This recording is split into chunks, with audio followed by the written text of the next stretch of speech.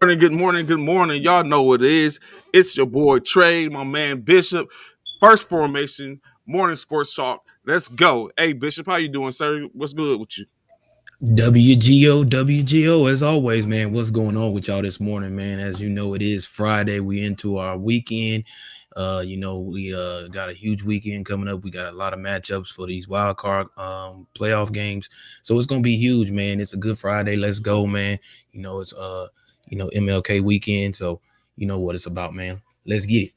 Let's go. Fall in. So of course, first up, if everyone was checking and all the sports fans was taking a look, an unfortunate situation happened yesterday when quarter head coach for the Houston Texans. What's going on, Key? We What always up, know Key? Good you morning, always here, Key. already front, Appreciate you. already center. So of course the Houston Texans released or fired, I guess you could say release. What's going on, Zach? Zach, MA in the building. So they fired their head coach, Mr. Coach Cully, Mhm. in Happy after Friday, man. one Zach. after one day after one correction, one day. I guess One it season. feels yeah, it might feel like one day. After one season of being the head coach for the Houston Texans. Now, of course, with this, you would think it's egregious and it's unfortunate, especially him being he was one of two African American coaches that was left in coaching the NFL. Um, Bishop, what do you think about this situation? Is it about what he couldn't do, or what? I don't want to put your words in your mouth. What do you think exactly was behind this firing for Coach Cully? So my good morning, Erica. How you doing? Good morning. Good morning. Happy Friday to you as well. So my take on it, man. I'm gonna be honest with you, Trey. I think it's very unfortunate. You really didn't give this man an opportunity to do what he's maybe capable of doing out there in Houston. For one, he didn't have his star quarterback to even have an opportunity to see what he could do with Deshaun Watson, because we all know what was going on with Deshaun this season. Hmm. So he didn't have Deshaun. He doesn't really have a whole lot um, to work with. He didn't have a whole lot to work with out there in Houston. So I really feel like it was unfortunate, and I feel like he was just a pawn being played in the game, and just to fill a seat and say that there is another African American coach within the within the NFL league. Because who gets fired after 1 year? I mean, we don't get me wrong, we know. Um, what's his name got fired out of Jacksonville. Um, but even still, man, I don't know. It's just crazy. I feel like it wasn't. I feel like it wasn't warranted, because unlike um uh Urban Meyer had his players. He had his Hmm. star quarterback. You know what I'm saying? He had some. It was just bad coaching on his part. But I totally agree with you, Taylor. I totally agree with you. Urban Meyer had a few of his star players. He was missing a couple too, but unlike oh boy in Houston, he didn't have the quarterback, man. And the quarterback is key. If you don't have your quarterback, what can you do? You know what I'm saying? And then you're trying to figure out who can fulfill that role in that position, that is the main position on the football field. So yeah, it's very unfortunate for him, man. And hopefully he'll find a team, or somebody will pick him up and give him a true opportunity to be a coach in the NFL. So of course he came from the Harbaugh coaching tree. He was in Boston. I mean, correction. He was in Baltimore before he ended up being put taking the job with the Texans. So there's him getting hired initially. Do you think his initial hire was a concerted effort to see if they can keep Deshaun Watson, because we know at the beginning of the season, well, off season, Deshaun was like he wanted out of Houston. So do you Hmm. think this was a situation in which they got rid of Bill O'Brien Hmm. and brung him in to kind of circumvent like keeping Deshaun Watson, and maybe that he'll go ahead and stay? It's crazy. It's hard to say, man, to be honest, because there was no definite that. Deshaun, because of what's going on with the allegations against Deshaun, it was no sheer cut um, Good morning, that he Freddie. was good morning, Freddie. That Deshaun was going to even be able to play. So I don't really know, man. Key said he definitely didn't get a chance. The Texans was expected to win 3 to 5 games. Davis Mills is a rookie who didn't do bad. Agreed, Key. But I mean, I really didn't. I really feel like they did him unfair, man.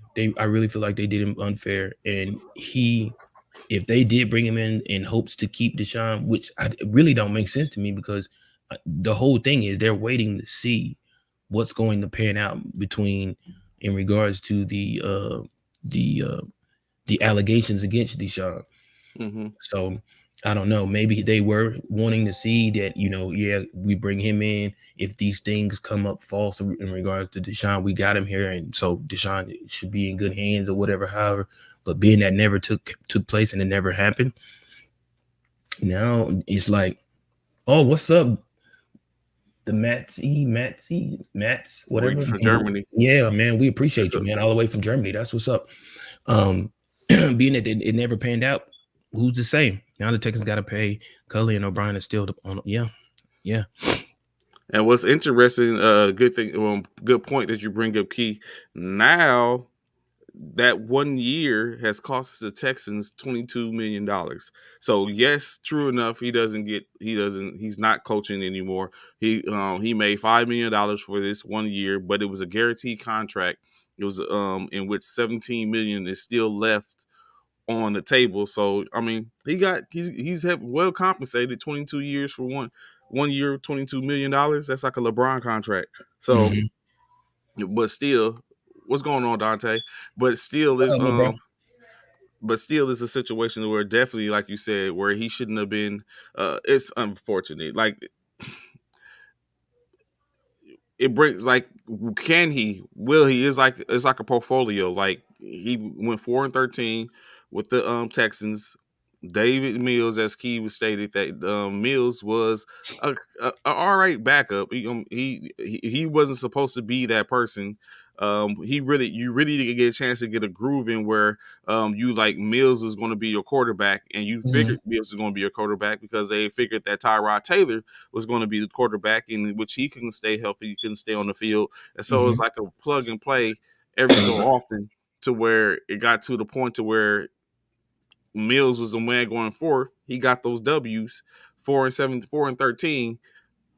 He definitely should have had another opportunity. So it's interesting to see, will he get another opportunity with another organization, or would it just be he rides off in the sunset, maybe go back to being a coordinator or someone's or a positions coach on another organization and just standing by waiting to get another opportunity to be at the helm of someone's team. So additionally, who do you think that they're going after? I have no idea, to be honest with you. There's no telling because the way this carousel is going around right now with the firings and stuff that's going on, there's no clue in my mind that I could think of that they're actually targeting to be the next head coach in the Houston Texans. So Well, of it's, course, it's it's crazy.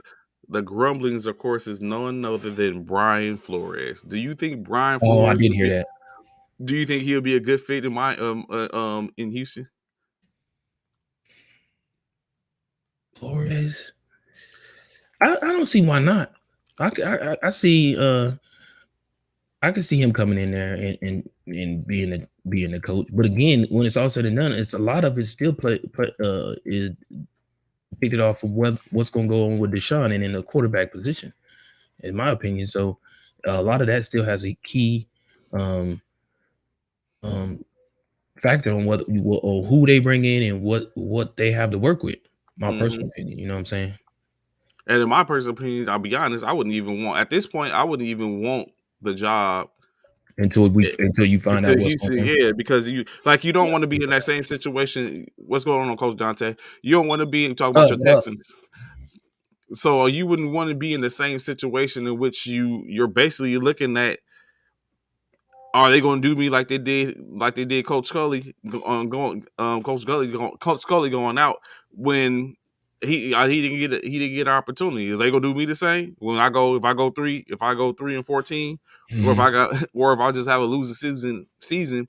What's going to be the outcome? And I have David Mills, who it might have been the situation. You know how it goes sometimes where there's no tape on you, so no one knows what to expect, and before anything can happen, boom, you're taking the L. So, but you know what I'm saying, this case going forth is a little tape on Mills, and teams can go ahead and start to game plan to see what they can do come next year if he's going to be the quarterback. If not, then hey, I guess this is some Philadelphia stuff. John, I feel you, Key. Yeah, they could take Jonathan Gannon. Yeah, you right about that. Absolutely. Good morning, Good Sarah. morning, Good to Sarah. see you. Good morning. So yeah, so it's like unfortunate, but I wouldn't mind. Would you be cool with 22 million or continue to coach a team? Would I be? Are you really asking me if I would be cool I'm with gonna 22 say, million? Seriously, he's like, right now? coach a team, 22 million. Like, Right now, bro, I'd be happy with 22,000 if they gave me. You talking about 22 million? Seriously, bro? That's what I question, man. But that's for me, for coaches. That's something, it all yeah, depends people that be what get that money. yeah. When you get big money like that, I'll take 22 million. Of course you will, Key, and so with a whole lot of other Yeah, people. Yeah, I'm it's taking like if 22. I take this 22 million, I ain't got to worry about getting dragged next year because they said I'm Mm, not a competent coach. Like I can go ahead. right, Like, right, at this right. time, I'm like, hey, they're singing praises for me. They're riding with me, but I'm also riding with this 22 million. So at this Facts. point, it's a good thing. Of course, Mhm. like I stated earlier, we had our regular guest host here, my man, y'all U.S. Air Force veterans, please, of course, stand up for our man, Mr. Ron Loe. What's going on, Ron? How you doing? Oh no, Hey he didn't fellas, how come y'all in. doing? No, he didn't Oh, come in with the Rams beanie on the head. He didn't come Yeah, with see, the Rams beanie, yo. I was like, it's Friday. I gotta come represent. Yeah, I see, feel but you. if I he feel you. if he gets down with the get down, then he can sit up and represent another way. But you know, what I'm saying You that's feel me? That's a that's great point. Hey, you yes, see, I'm but repping always, every day. Let go. Oh man, You y'all but see just what we took it do? to a You whole see nother what we do? level on me. Yeah. So Let's get it. Ron, you know what I'm saying, we was just talking about, I know of course you've seen the David Culley firing, so we'd like to know what's your perspective on this situation. Even though he's walking out the door with 22 million, would that be enough for your sanity as a head coach after they fired you after one season? Ron already shaking his head. Absolutely, yes. Thank Yeah, you. ready to. Yes. I have no Bro. idea what Houston's doing, but if I'm Yeah. David Culley, yeah, I'm gonna go sit very comfortable for a Very long comfy. time. Hey, how you do it, Ron? Hand behind the head and just I'm just saying, Oh bro. yeah. Yeah, bro, for real. Like 22 million, like that's mad crazy, Hey bro. Freddie, That's mad crazy, man. must be nice. It must be. I mean, but my question for y'all is, man, do y'all see any other coaches being fired here before seasons end? Mm. Especially being that those that are in these wild card games. Yeah, that's what I was thinking. Do we have any coaches in the playoffs that gotta go? No, I don't think it's any coaches that's on a hot seat, but I mean, hell, we Not can even think. Mike McCarthy. No, not yet. Not Mike McCarthy What, either. is this the second year there? Isn't it? I Yeah, mean, second or third. It's either second or third season. If they get sent home That's what I'm early at. by the 49ers. Say that, Ron. That part. And y'all know how Jerry is. Y'all know how Jerry is. Y'all know.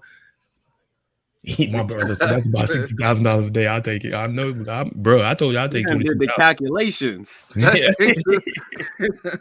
I feel you, Key. you know what? He is That's Jerry's what yes people. man. That's what people tend to do. You get to calculate. It's like, hold on, let me make sure I'm making a good conversation. You get to talk about breaking down 52 weeks in a day in a year. Yeah, 365 days.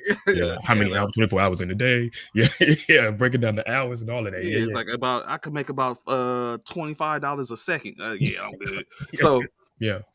but yeah, so like Rob was, I don't know, man. I don't. I don't think it's. I don't Key even made think. made a great point though. She said that Mike McCarthy is Jerry's yes man, which we talked about the other day, Trey. Yeah, I said that too. I said the exact same thing. That's his yes man. So Jerry yeah, usually butts heads with his coaches, and we hear all kinds of little fires coming out, but we don't hear nothing.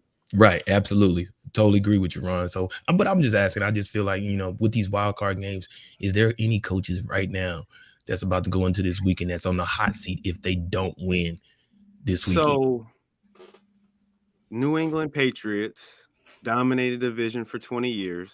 Mm-hmm. Tom Brady goes. It's supposed to be the Bills Mafia time. Mm-hmm. Here we got this rookie, and New England completely embarrassed Buffalo. Matt Jones, yep. 2 for 3 Mm-hmm. in the win. Now, if New England come out here and beat up on little brother who's supposed to be big brother again, and they embarrass Buffalo, how'd y'all feel about that coach up there? Good point, bro. Because at that point, we're going to have to say it's psychological. There's no way Buffalo should lose to New England again. It should be an easy win for them. In Buffalo, right. Good question. I feel like Coach Cully was set up to fail. He had nothing to work with when he can deal with the Deshaun Watson situation. If you're going to fire anyone after one season, you have to have something better playing. Yeah. Be good. He should have left one or more. David Gall. He did it. I agree. I totally agree with you, Dante. That's my whole point right there. What you just said, Dante. I say the exact same thing. You didn't give that man a chance. I feel like I said, I felt like he was a pawn on the board, and it was just someone to put in the position. And fortunately enough for them, he was African American.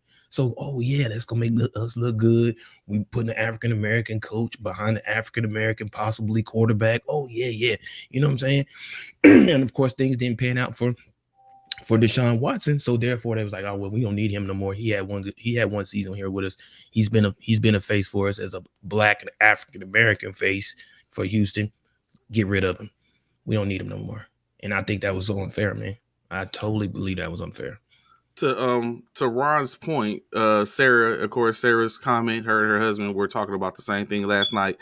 If the Pats win, will he be out? I don't know, man. Do y'all think y'all really think that's a possibility? Like, look at where they've been at. Like the Bills, although they haven't won a championship and they went to their hottest ceiling has been a AFC championship game.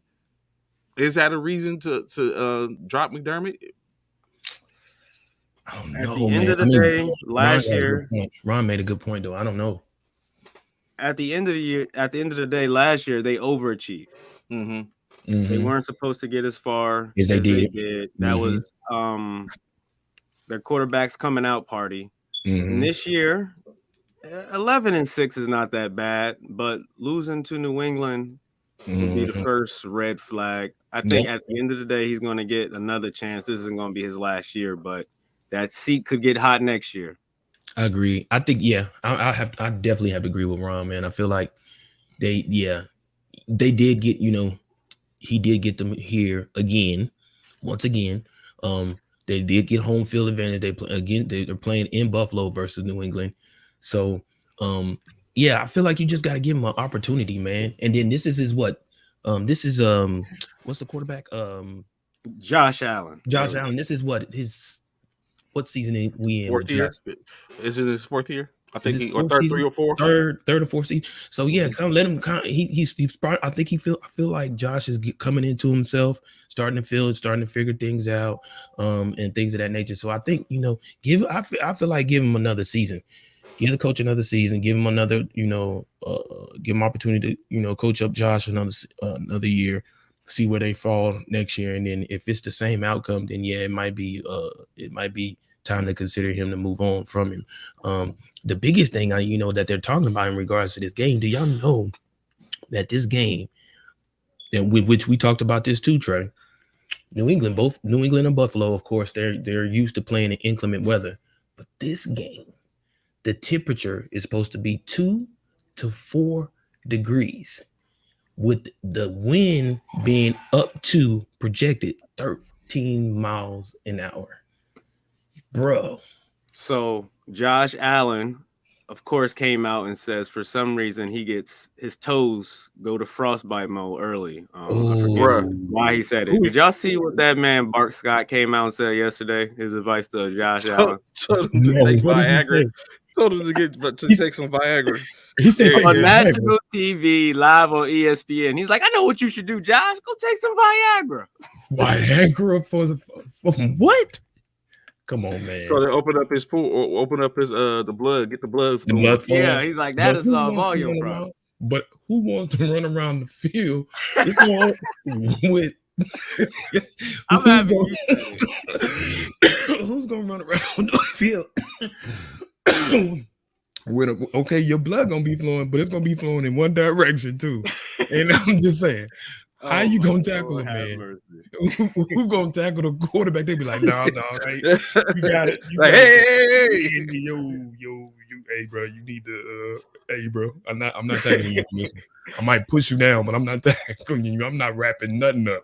Exactly. Oh my God, bro. But no, that's huge for that game, man. It is. Exactly. I was just saying that, Sarah. That's huge for that game. They said last time they played, the last time they played, that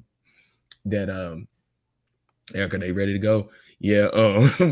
That Josh Allen went in because of the win, 34 points were scored going with the win. So being that the win is going at a 13 mile per hour projected win rate, that's going to say a lot for this game, man. That's going to say a lot for this game. And so do you take that into factor, Ron, because of the weather? Do you give him a pass, the coach?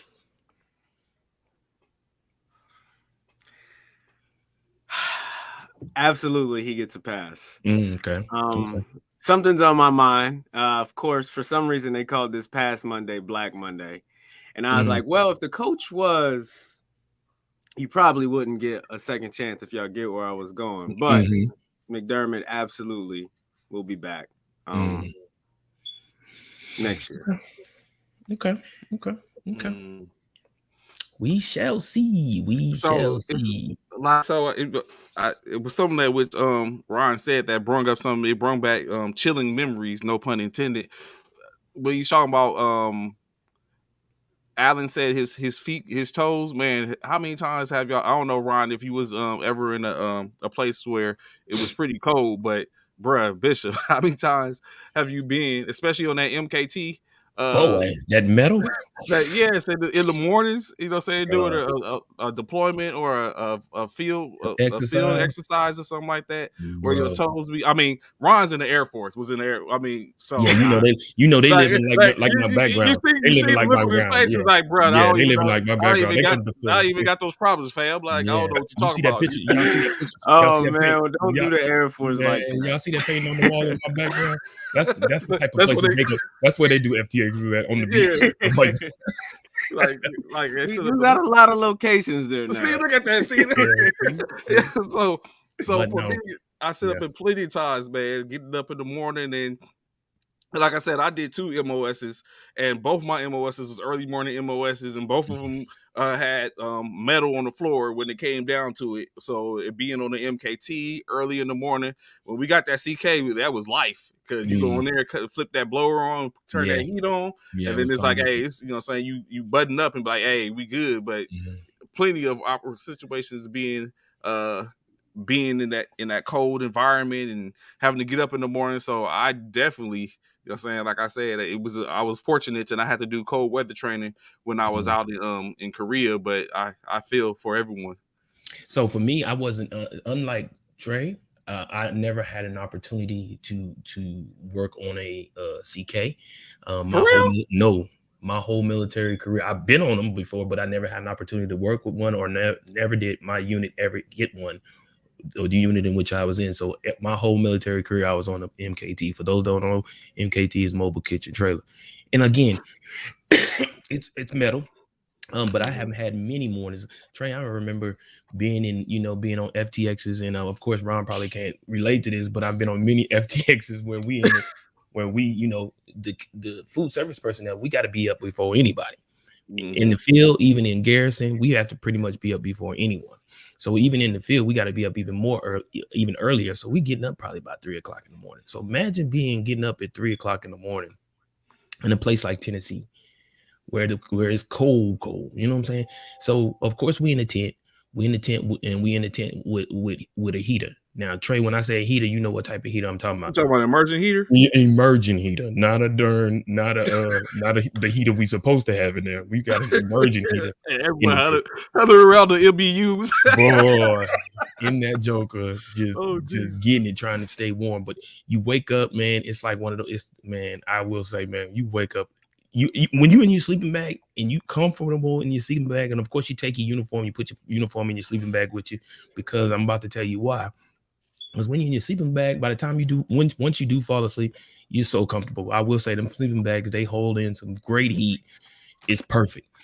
You sleep in it, but when that 3:30 morning comes and that alarm clock goes off and it's time you get up and you first thing you do is back. You zip that joker back up because you like, don't do that. Man, don't do that, Styles. Do not do that, Styles. Don't do that, bro. Those water, man. If you don't if you don't get up off of here with that, anywho, you zip it, unzip it. You feel that first drift of cold coming to your sleeping bag. You zip that joker right back up. You say, Jesus, it's time for me to get out this military. It's so time for me to get out. It's time to get out. It's time to get out, bro. I tell you, I was in Al-Assad. We was on deployment to Iraq. Mm-hmm. But I was in Al-Assad. I had got slipped up with a group of people to go work up at Al-Assad while the rest of the organization, the unit, was in Balad or Baghdad. And you know, generators need to be serviced, right? Mm-hmm. So at this particular time, I'm trying to figure out how did I get in this particular predicament? The damn Al-Assad hadn't seen a winter in like X amount of years, right? Not a lot of years. Like we talking about double-digit years. They ain't seen a winter. This particular situation, a winter front is coming through Al-Assad. So I'm thinking to myself, like, are you serious right now? I'm in a desert environment and it's a winter storm that is coming. And they say in the desert, when a winter hit the desert, it's way worse, bad, bro. It was hella worse. So we're sitting up. We're at the I'm in my CHU, or for those that know, CHU is containerized housing unit. So I'm in my CHU in the containerized housing unit, which is like a small connex that has power. And I went to bed. I had power, you know what I'm saying? But we knew it was coming, so I did the dumbest thing ever. I wrapped up, I bundled up. I was in the mink blanket. I'm in the sleeping bag with both layers, not just one layer, Bishop. All layers, the Gore-Tex, everything, the Gore-Tex, all layers. I'm putting the full kit. I'm in that. I'm sleeping in my my PT uniform, but I'm in all that, bruh. When I woke up the next morning, I'm in everything because I'm like things like it's coming. So I was like, I'm not trying to be, bruh. When I woke up that next morning and unzip that sleeping bag, we ain't have any power. We ain't have any power as it was. I unsleep that sleeping bag. I feel you, Freddie. Soaking wet. So now I done woke up. I'm soaking wet. Like I'm just sweated in the sleeping bag. I'm soaking wet. The temperature is about 10 degrees. I got to sit up and get out, and I got to go to the bathroom. So I got to get up, and oh my goodness, bro! I was like, that was the first and the last time I slept in used the full kit for the sleeping bag, all layers. And I was like, bro, that's it. I was soaking wet. I was like, I can't believe I just did this. That's why. Keep in mind, layers. Cold weather. That's why they tell you to do layers. That's why they tell you. That acronym COLD. Layers. Yeah, layers play a huge part. So, for the NFL, did y'all know? And this for you and Ron. Did y'all know that they had that the NFL has heated benches? Yeah. Now after who was that? Who carried theirs with them to a game? Was it Dallas? Didn't Dallas take their heat? I don't know. I just found out. You know, I just found out today that they have heated benches on the side. All right, Dante, be easy, bro. All right, bro. Have a good one, little bro. I'll holler at you later. I'll call you later. Yeah, I didn't. Did you know that, Ron? That they had heated benches? Yeah, no, I know they had some type of heating mechanism. Well, I knew they had the heaters on the sideline. Yeah, I knew they heated benches. Heating benches is next level. Go ahead, coach, bench me. Yeah, especially in this Buffalo New England game. Especially if we losing, it's like, hey, I'm finna pull the AB. Bro, they just said that one of the guys that said he's a former player. He was on one of the shows this morning. He was like, the heated benches, they work so good, bro, that he said you can't sit on it the whole time because it gets too hot. I was like, really? Heated benches? I was like, I did not know that. I knew they had a whole lot of technology. Say that part, Erica. So is the Air Force, Erica. So is the Air Force. But anyway, so you know what I'm saying. But you know what I'm saying. Shouts out, love. We love the Air Force, man. We man. We couldn't do it without them. Yeah, we couldn't do it without them. Now we'll keep in mind. I don't believe that at all. I would keep y'all keep in mind. Y'all pepper, bro. But I will keep in mind. Keep in mind, the Air Force was a subsidiary to the Army. They derived from the Army. So it's just one of those things. So it's still love. You know what I'm saying? They little brother. But of course, keeping it moving. Bill O'Brien, right? Mm-hmm. He was a coach in Houston before Cully, right? Mm-hmm. He's interviewing with the Jags.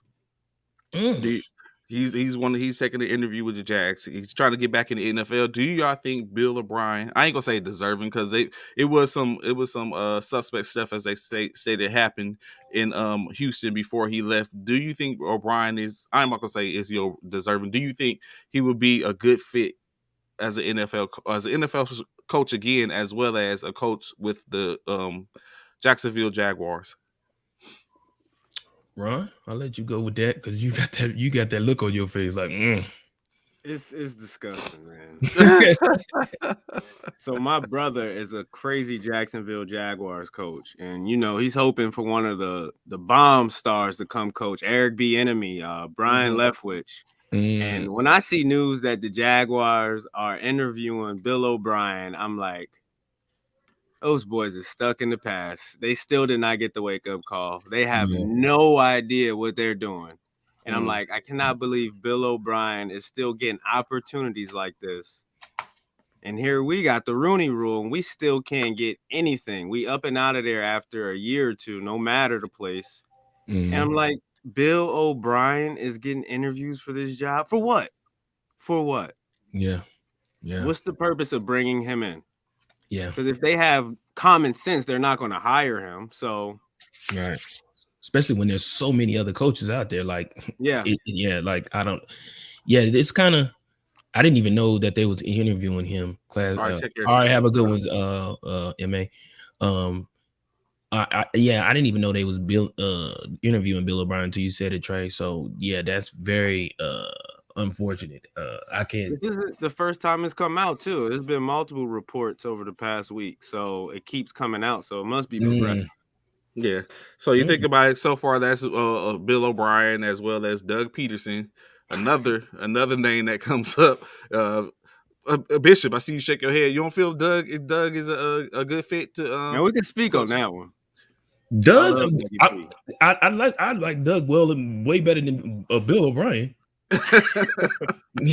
Doug Peterson, so let me say this, man. Doug didn't do bad over there with us, man. So he got our boys a Super Bowl. Yes, he did. He got ourselves a Super Bowl, and after the debacle with Chip Kelly, you know what I'm saying? Yeah, Doug Peterson, I don't have a problem with Doug, man. Doug is a good dude, seems like.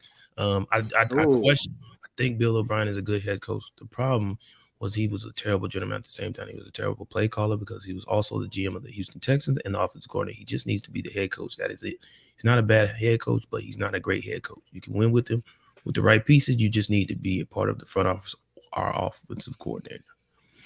Okay, good. Appreciate that, Coach Dante. Where was he a successful offensive coordinator or play caller at? I want to say Alabama. That's about it.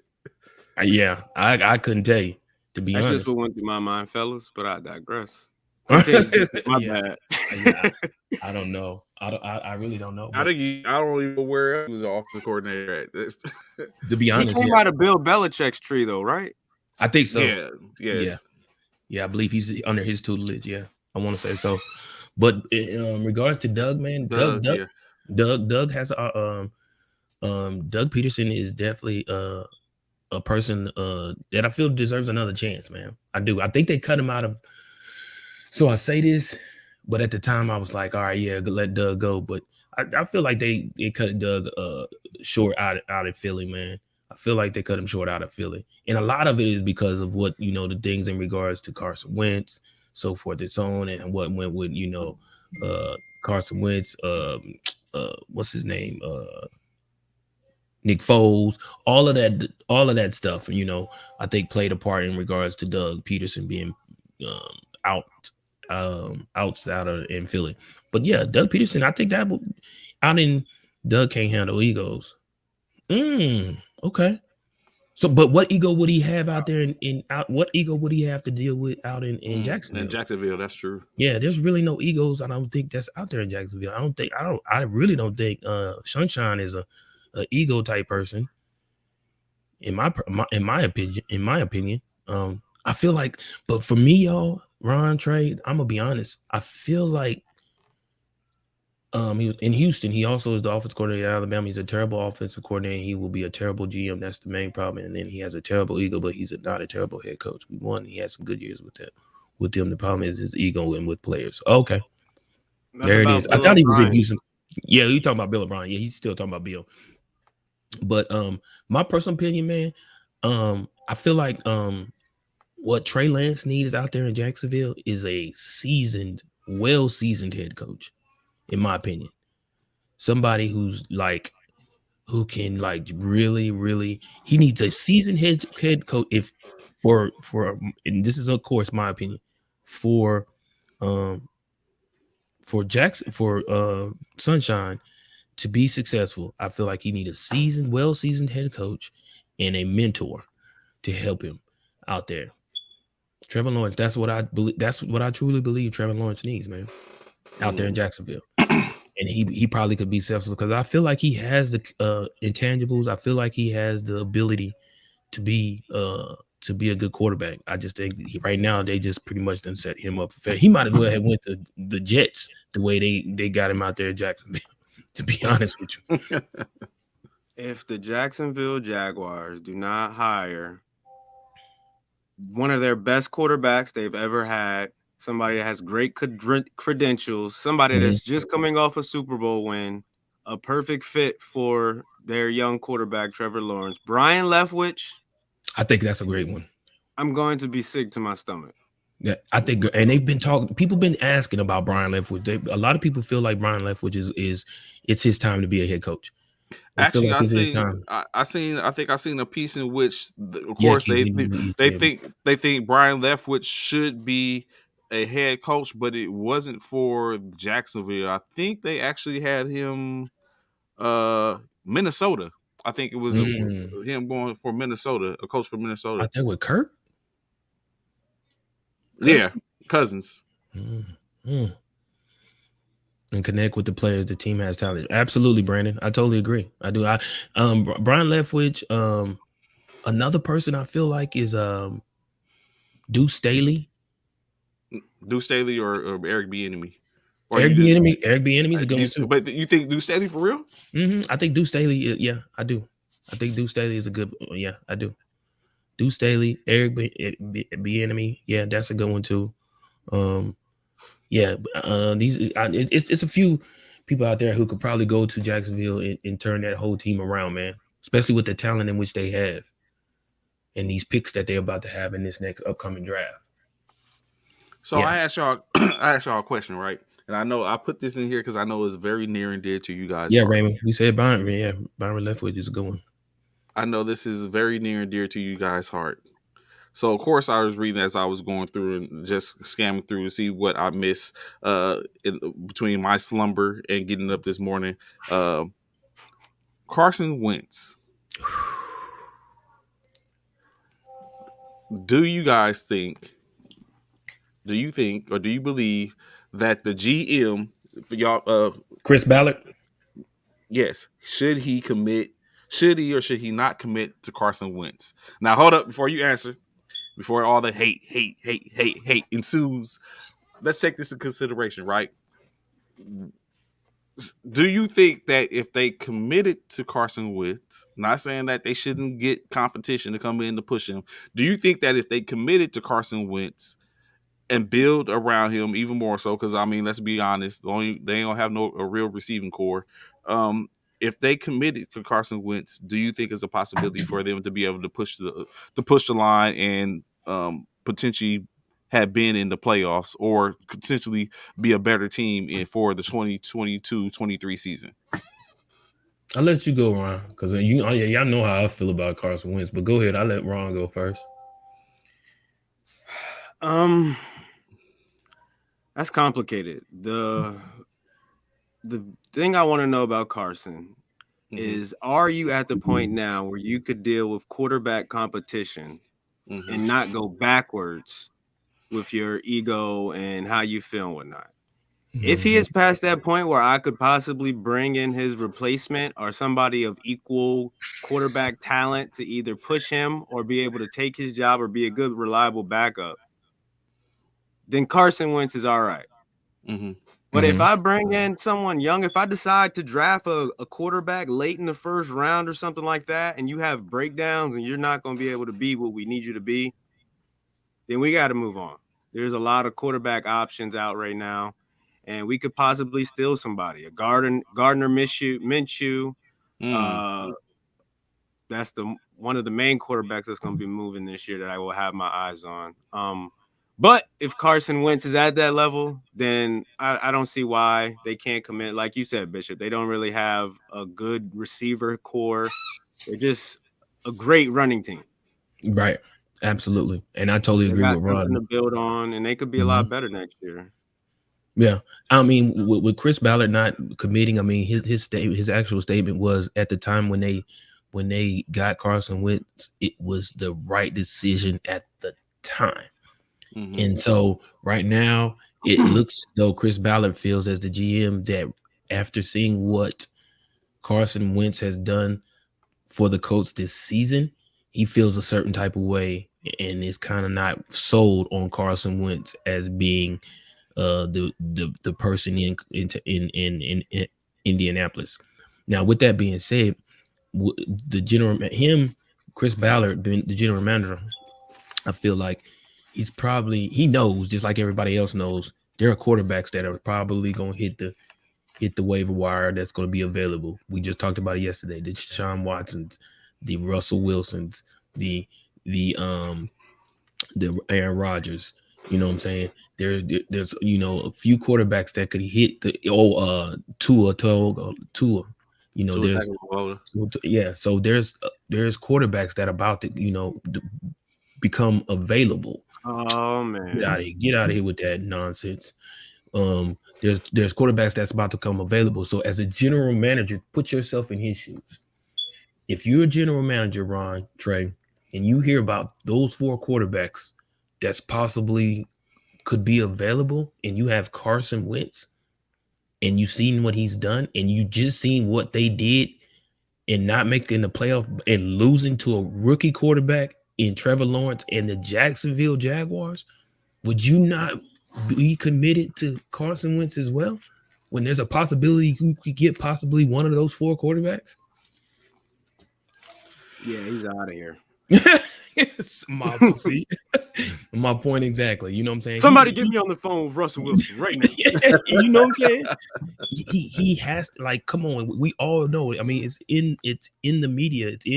It's everywhere. Everybody knows those 4 quarterbacks is a great chance of those 4 quarterbacks to be available here soon. So why would I stick with Carson Wentz when we know Carson Wentz, what I've seen as a general manager, Carson Wentz is not what I like to see. And he probably feels as though, like, right now, Chris Ballard feels like, man, I see what Philly was going through. I see what Philly was talking about with Carson Wentz. You know what I'm saying? I really do. And like you said, he don't want no Carson Wentz. He's not a competitor. He's not. He don't want nobody to come in and compete and where he has to compete for the position. Because Nick Foles pretty much, did that. We all know how that felt. And then Jalen Hurts came, and then he tucked his head between his legs and was running around crying all over to the media. I want out of Philly. I want out of Philly. I like what Brandon Collins is saying, though, Bishop. They're saying the Colts aren't a winning franchise. They aren't built to win, advance far in the playoffs. Mm-hmm. I I disagree. I feel like they lost their last 2 games of the season. They ended the season 9-7. Yep. They could have. They were a lot more built to win than the Steelers fan. Who was that Steelers fan that came in here? We got roast the Steelers. Yeah, man. Scott Leroy, man. That's my boy, man. He's part Army too, man. He's retired as well. He's a huge Steeler Nation fan. Huge Steeler, and that's why he's coming up with this nonsense that Aaron Rodgers is going to. They getting excited for the retirement party, is what it is. He's not going to the Steel Nation. Know that. The coach wants with Carson and Indy. They have a working relationship, and that's probably true. I could agree with that. I can agree with that, Slugger. But that's his nickname, Slugger. Scott Leroy. That's his nickname, Slugger. But and then check this out, right? He's from Baltimore. He's from Baltimore. But he's a Steelers fan. He's from Baltimore. He's a Steelers fan. But I don't see Aaron going there. But back on Carson Wentz, he doesn't accept competition well. I don't know. Mr. Ballard got some work to do, man. I'm sure he's waiting and licking his chops to see who's about to come available. And if any of those 4 in which I mentioned come available, I'm sure we'll see Carson Wentz out of Indianapolis, man. Indeed. So, of course, what everyone's probably been waiting for, we have the Wild Horse Weekend that started off this week. Started tomorrow. Of course, in grand fashion, we're going to go through with our picks, a little commentary on who we think it is. No bias involved. All, strictly facts, straight facts. Of course, y'all continue to comment as we go through. Remember you said that. Remember you said that, Trey. No bias. No bias at all. No bias at all. I'm ready to get to the disagreements. Let's go. So, of course, first up, who we have starting off the slate tomorrow, them Raiders versus the Cincinnati Bengals, traveling to Cincinnati to do battle, fellas. Vegas versus Cincinnati. Who y'all got? Let's see if we on the same page. Yeah, it's 3 of us. Let's see who gonna come out on top, man. Odd man out, huh? Odd man out, man. Ron, you go first on this one. So we got you, Slug. I see you, Cincinnati. So I've really been feeling Raider Nation, Raiders. But you ain't the only one. Yeah. They're a very sexy story. Yeah. And I would love to see them advance. But a stat came out that Mr. Joe Burrow, they've been calling this man Joe Thorough, is 6-0 in big time games. And not just 6-0 thanks to his defense or running back, averaging like 400, 500 passing yards, like a 4-to-1 touchdown interception ratio. So I kind of had to go and back up because I was ready to put all in, huh? Mm-hmm. Bet on black. Yeah. Cincinnati home field. Mm-hmm. They got that bad man in Jamar Chase.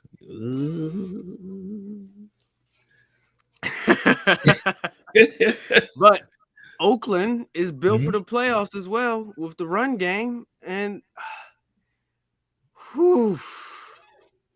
I don't know. I do not know. That's an undecided pick right there. My heart tells me go with Oakland, but the gut is telling me Cincinnati. So which one you going with, your gut or your heart? 50-50. I feel like Joe Burrow is here. This is his time. This has been his year. He proved a lot when he upset the Kansas City Chiefs a couple of weeks ago. He has home field, and he's a bad boy. He's the best player in this game. I'm gonna roll with the best quarterback. I'm gonna roll with Joe Burrow and ride behind him. Although, shout out Freddie saying go Raiders. I want to go with the Raiders, but I feel like Joe Burrow is going to be one of those. Joe Thorough is going to become one of those people that you just do not bet against. Like, don't doubt me. Okay.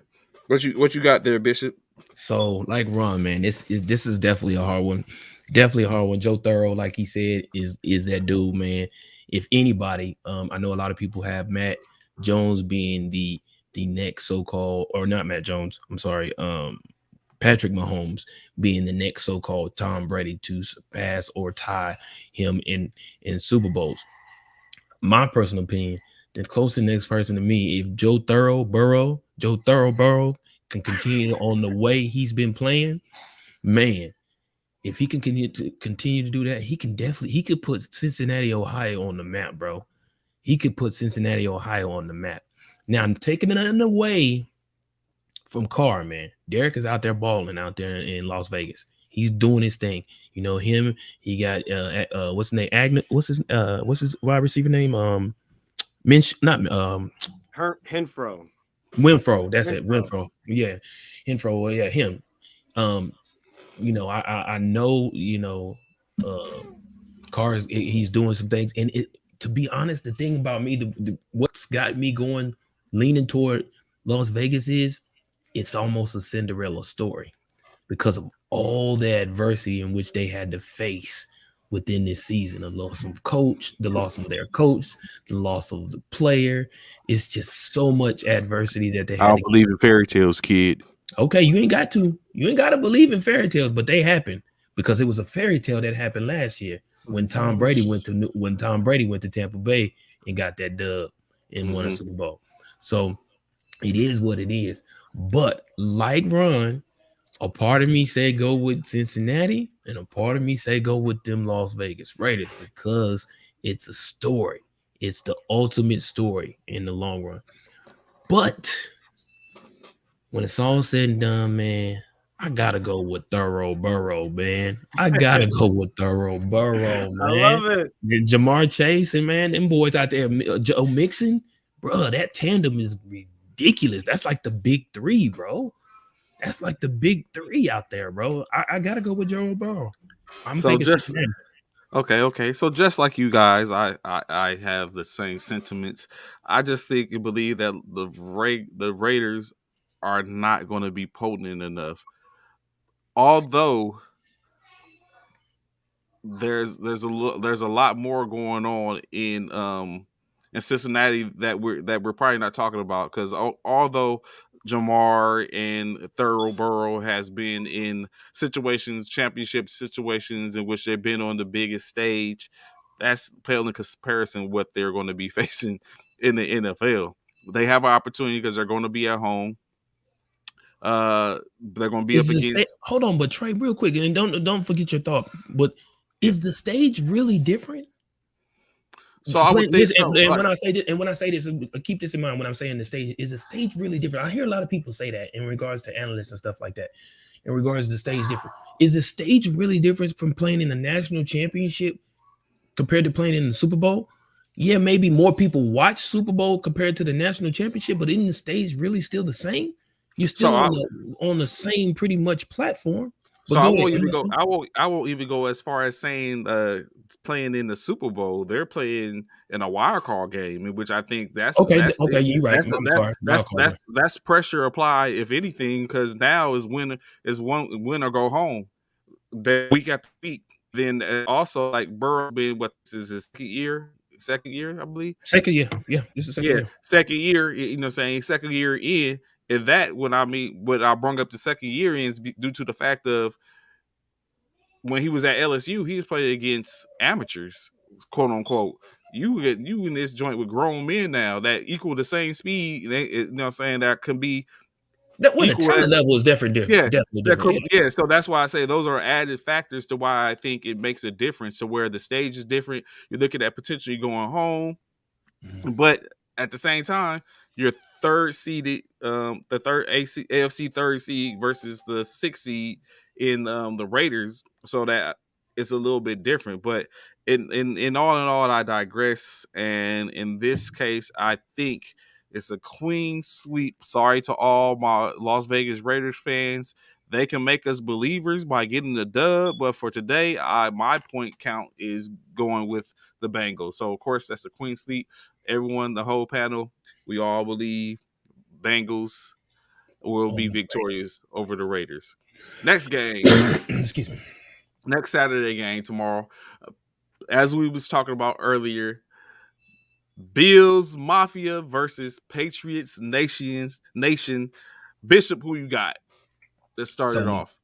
So like you said, we spoke about this earlier. The thing about this game is, excuse me, this game is at 7:15 p.m. Central Standard Time, 8:15 p.m. Eastern Standard Time.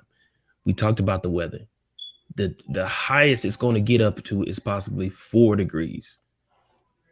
4 degrees Jesus. with a 13 with the wind being possibly 13 miles per hour.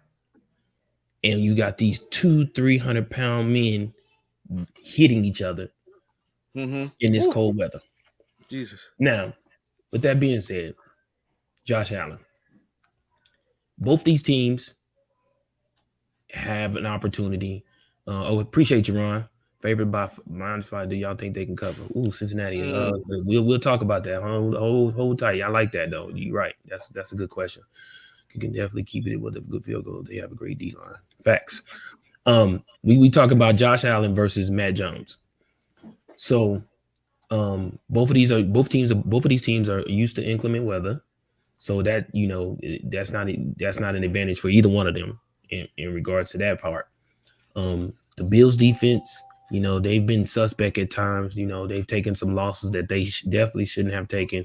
Matt Jones have definitely surprised a lot of people out there in New England. But in a way, should you really be surprised behind the GOAT of coaches, the GOAT of coaches? Come on. We're talking about the mastermind, Bill Belichick. So should you really be surprised of a rookie coming under tutelage of the GOAT? That's what I was saying about Trevor Lawrence. That's what he needs, something like that.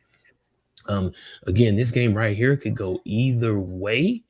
I'm gonna be completely honest. This game could go either way, but I'm giving the slight edge, and I'm giving him the edge only because of this factor is I'm giving a slight edge to the Buffalo Bills because they're playing at home.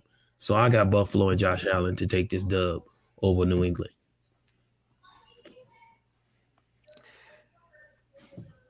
These two teams is like Rocky versus Apollo. They are, if you break it down, they are hilariously both put together to beat each other. They both can knock each other out. I'm sitting here looking at the stats, and like the Bills are the number 1 defense in football. What are they great at? Pass defense. What do the Patriots not do? Pass. It's irrelevant. What do they struggle against? The run. What do we know the Patriots is going to do? Run the ball. And the same thing on the Patriots side. They are a great defense. What are they great at? Stopping the run. What do Buffalo not do? Run the ball. Josh Allen going to spread it out. So it's kind of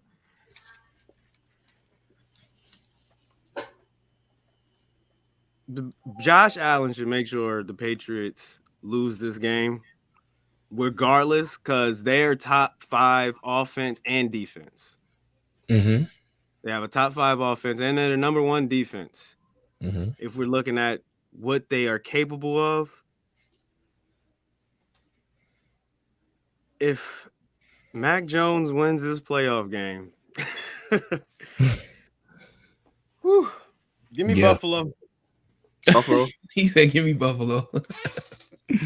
What you got, Trey? Where you stand with this, man? It's of course is another queen sleep. I just think I think Josh Allen doesn't get the recognition he should. In this case, I'm not doubting saying the GOAT of coaches and what he has done with Mac Jones, and saying that of Mac Jones, but I just don't think that New England was going to be able to pull this one out with all the factors. Like, all of them have to face the factors. All of them are basically in the same type of situation, in the same boat, playing it outside. So I think for the most part, I think the weather is going to be an equalizer for both teams. So it comes out to basically how the mentality, the mental game is going to be played. And in this case, I think Buffalo is going to be more. It's better set for Buffalo. And it might limit. Of course, they just played. You think about it. Buffalo just played a game against the Atlanta Falcons in similar conditions, and that was I think that was a point in which you kind of see what you're dealing with, in which because Buffalo almost lost that game. Yeah, they struggled. They struggled. So I'm thinking that they're going to be able to slay that beast and slay that giant and be able to come back and be like, okay, we know what we did against Atlanta. We're not playing Atlanta. We're playing the New England Belichick led New England Patriots. But these things are some things we notice and witness, and we're going to game plan for that. And in that case, I think that's going to put the Bills ahead of the New England Patriots, in which now, again, like I said, panel clean sweep is going to be Bills across the board. Okay. So, of course, next game up, Sunday. The 12th, one of the first games, the Philadelphia Eagles traveling to Tampa Bay. Fellas, who's victorious in this? No bias. I know I ain't even got to say that. I already know y'all, you know, saying y'all are professionals. So there's not going to be a hint of bias in these decisions. So, fellas, you're absolutely right. Yes, I'll take this one first. You're right. No bias whatsoever. We know these games this weekend, these wild card games. We know that all these wild card games, there has to be just because of the way this whole season has transpired. There has to be an upset game. Mm-hmm. There has to be an upset game in these wild card games this weekend. It has to be. And with that being said, the last meeting between these two teams, between the Philadelphia Eagles and the Tampa Bay Buccaneers, the Tampa Bay Buccaneers squeaked out a win by 6 points, 28-22. The Eagles took them down to the last few minutes of the game, and Tom Brady took some kneels and got some crucial first downs to get that win. So we know we playing in Tampa Bay. I'm sorry, I didn't mean to say we. We know the Philadelphia Eagles are playing in Tampa Bay. We know they're playing in Tampa Bay. So the weather's going to be phenomenal. It's going to be great. Probably going to be about 70, 75 degrees out there in Florida. Y'all know how it is. Perfect weather. We ain't got to worry about the elements at all. Mm-hmm. So, Jalen Hurts. I think Nick Sirianni may have figured it out by now. You know what I'm saying? I do know that they are going against GOAT, Tom Brady. I do get it. But Tom Brady doesn't have Godwin. He doesn't have AB. Those are key missing elements to that offensive core. So with that being said, it's kind of self-explanatory for me. I don't know about anybody else. And I see you, Ron. I see you. I see what you did. And I mean, I love it. I have to say that the Philadelphia Eagles are going to upset those Tampa Bay Buccaneers. Eagles fly. Baby. It's going to be a great day on Sunday, baby. I'm coming back. I'm going to make sure I'm making it back home early from Dallas so I can make sure that I'm watching that game of my beloved Philadelphia. I'm watching the game of the Philadelphia Eagles take on those Tampa Bay Buccaneers and upset not just that game, but upset the nation, because no one is picking them Philadelphia Eagles. Shut up, Slugger. Ain't nobody answering nothing. Somebody upset and shock the nation, because no one is picking the Philadelphia Eagles to beat Tampa Bay and the GOAT. No one is doing that, but I am. So there you have it, them Philadelphia Eagles. What are we going to do in 2022 when we're living in a world where the Eagles are playing in the second round of the playoffs and the Cowboys is at home? Oh, Philly Nation is going to lose it. Boy, that part, Ron, that part. Boy, the that Eagles are perfectly suited to beat the Tampa Bay Toms. I don't know why the spread is almost 9 points. The Eagles is going to run the ball. When Vita Vea comes in, that monster on the Tampa Bay, then we're going to go ahead, Hurts, do your thing a little bit. Yes, we'll do some sir. play action. Yes, sir. Then when we take the break, they're going to run the ball, Let's run go. the ball. And They're gonna keep punching them in the mouth. Now, Tom Brady is the GOAT. It's gonna come down to Jalen Hurts having that fourth quarter moment because the game's going to be close. Agreed. The game's going to be close. And I don't know if we can count Tom Brady out. It's probably going to come down to who gets the ball last, Bishop. I absolutely agree. The Eagles are going to have a chance, though, and we're rolling with them. Right? Let's go. Eagles fly.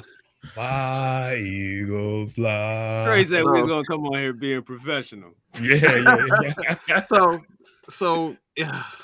This was a hard one for me, man. Because of course, it's hard for me because it's not. I don't have no. Let's go, Key. So when you look at it, y'all have some very good points. Like, and you started it off, Bishop, by talking about how the Eagles. That Tampa Bay is down a good amount of players. Although they did go sign Ron Brown. They did. So they're trying to find some people to replace the Godwins and ABs in their room. Of course, I don't know if Leonard Fournette is healthy yet, and he's going to be, or if he's going to be a scratch. But then I don't know. I'm not too sold on the Eagles run game exactly. Well, but their run game is Jalen Hurts. True. So you're telling me you're not sold on him? Basically, is what you're saying in layman's terms. Just keep it 100. Don't get choked up on your words. Just keep it 100, man. You know you want to pick them Tampa Bay Bucks, do you? I'm trying to, like I said, try to stay professional. Yeah. So at some point there has to be a break in our animosity. And in order, sometimes you got to sit up and can't go with the crowd. You got to take a alternate route for that simple fact of the matter. And at this point, I think that's where I separate and part ways with you boys. I appreciate it. I'm gonna go with the Buccaneers for this one. Hey, somebody got to do it. You know what I'm saying? We appreciate your honesty. We appreciate you wanting to come on the good side. We know you really want to come over to this Eagle side, but it's cool. We get it. We'll take it. But know this on Monday. All gloves off. All gloves. Hey, speaking of which, hold on. Yes, sir. It's a game on Monday. Yes, what's up? No, but so would that be fair to have this wager once again? Okay, let's get it. Let's go. I'm good. Let's go. So of course, what we've been doing is, of course, as you see in our apparel, Cyro 5 Military Fraternity Incorporated is represented by both me and my frat brother founder, Sean Bishop. Sean, most excellent brother Davis. And so we always do a thing in which we get on.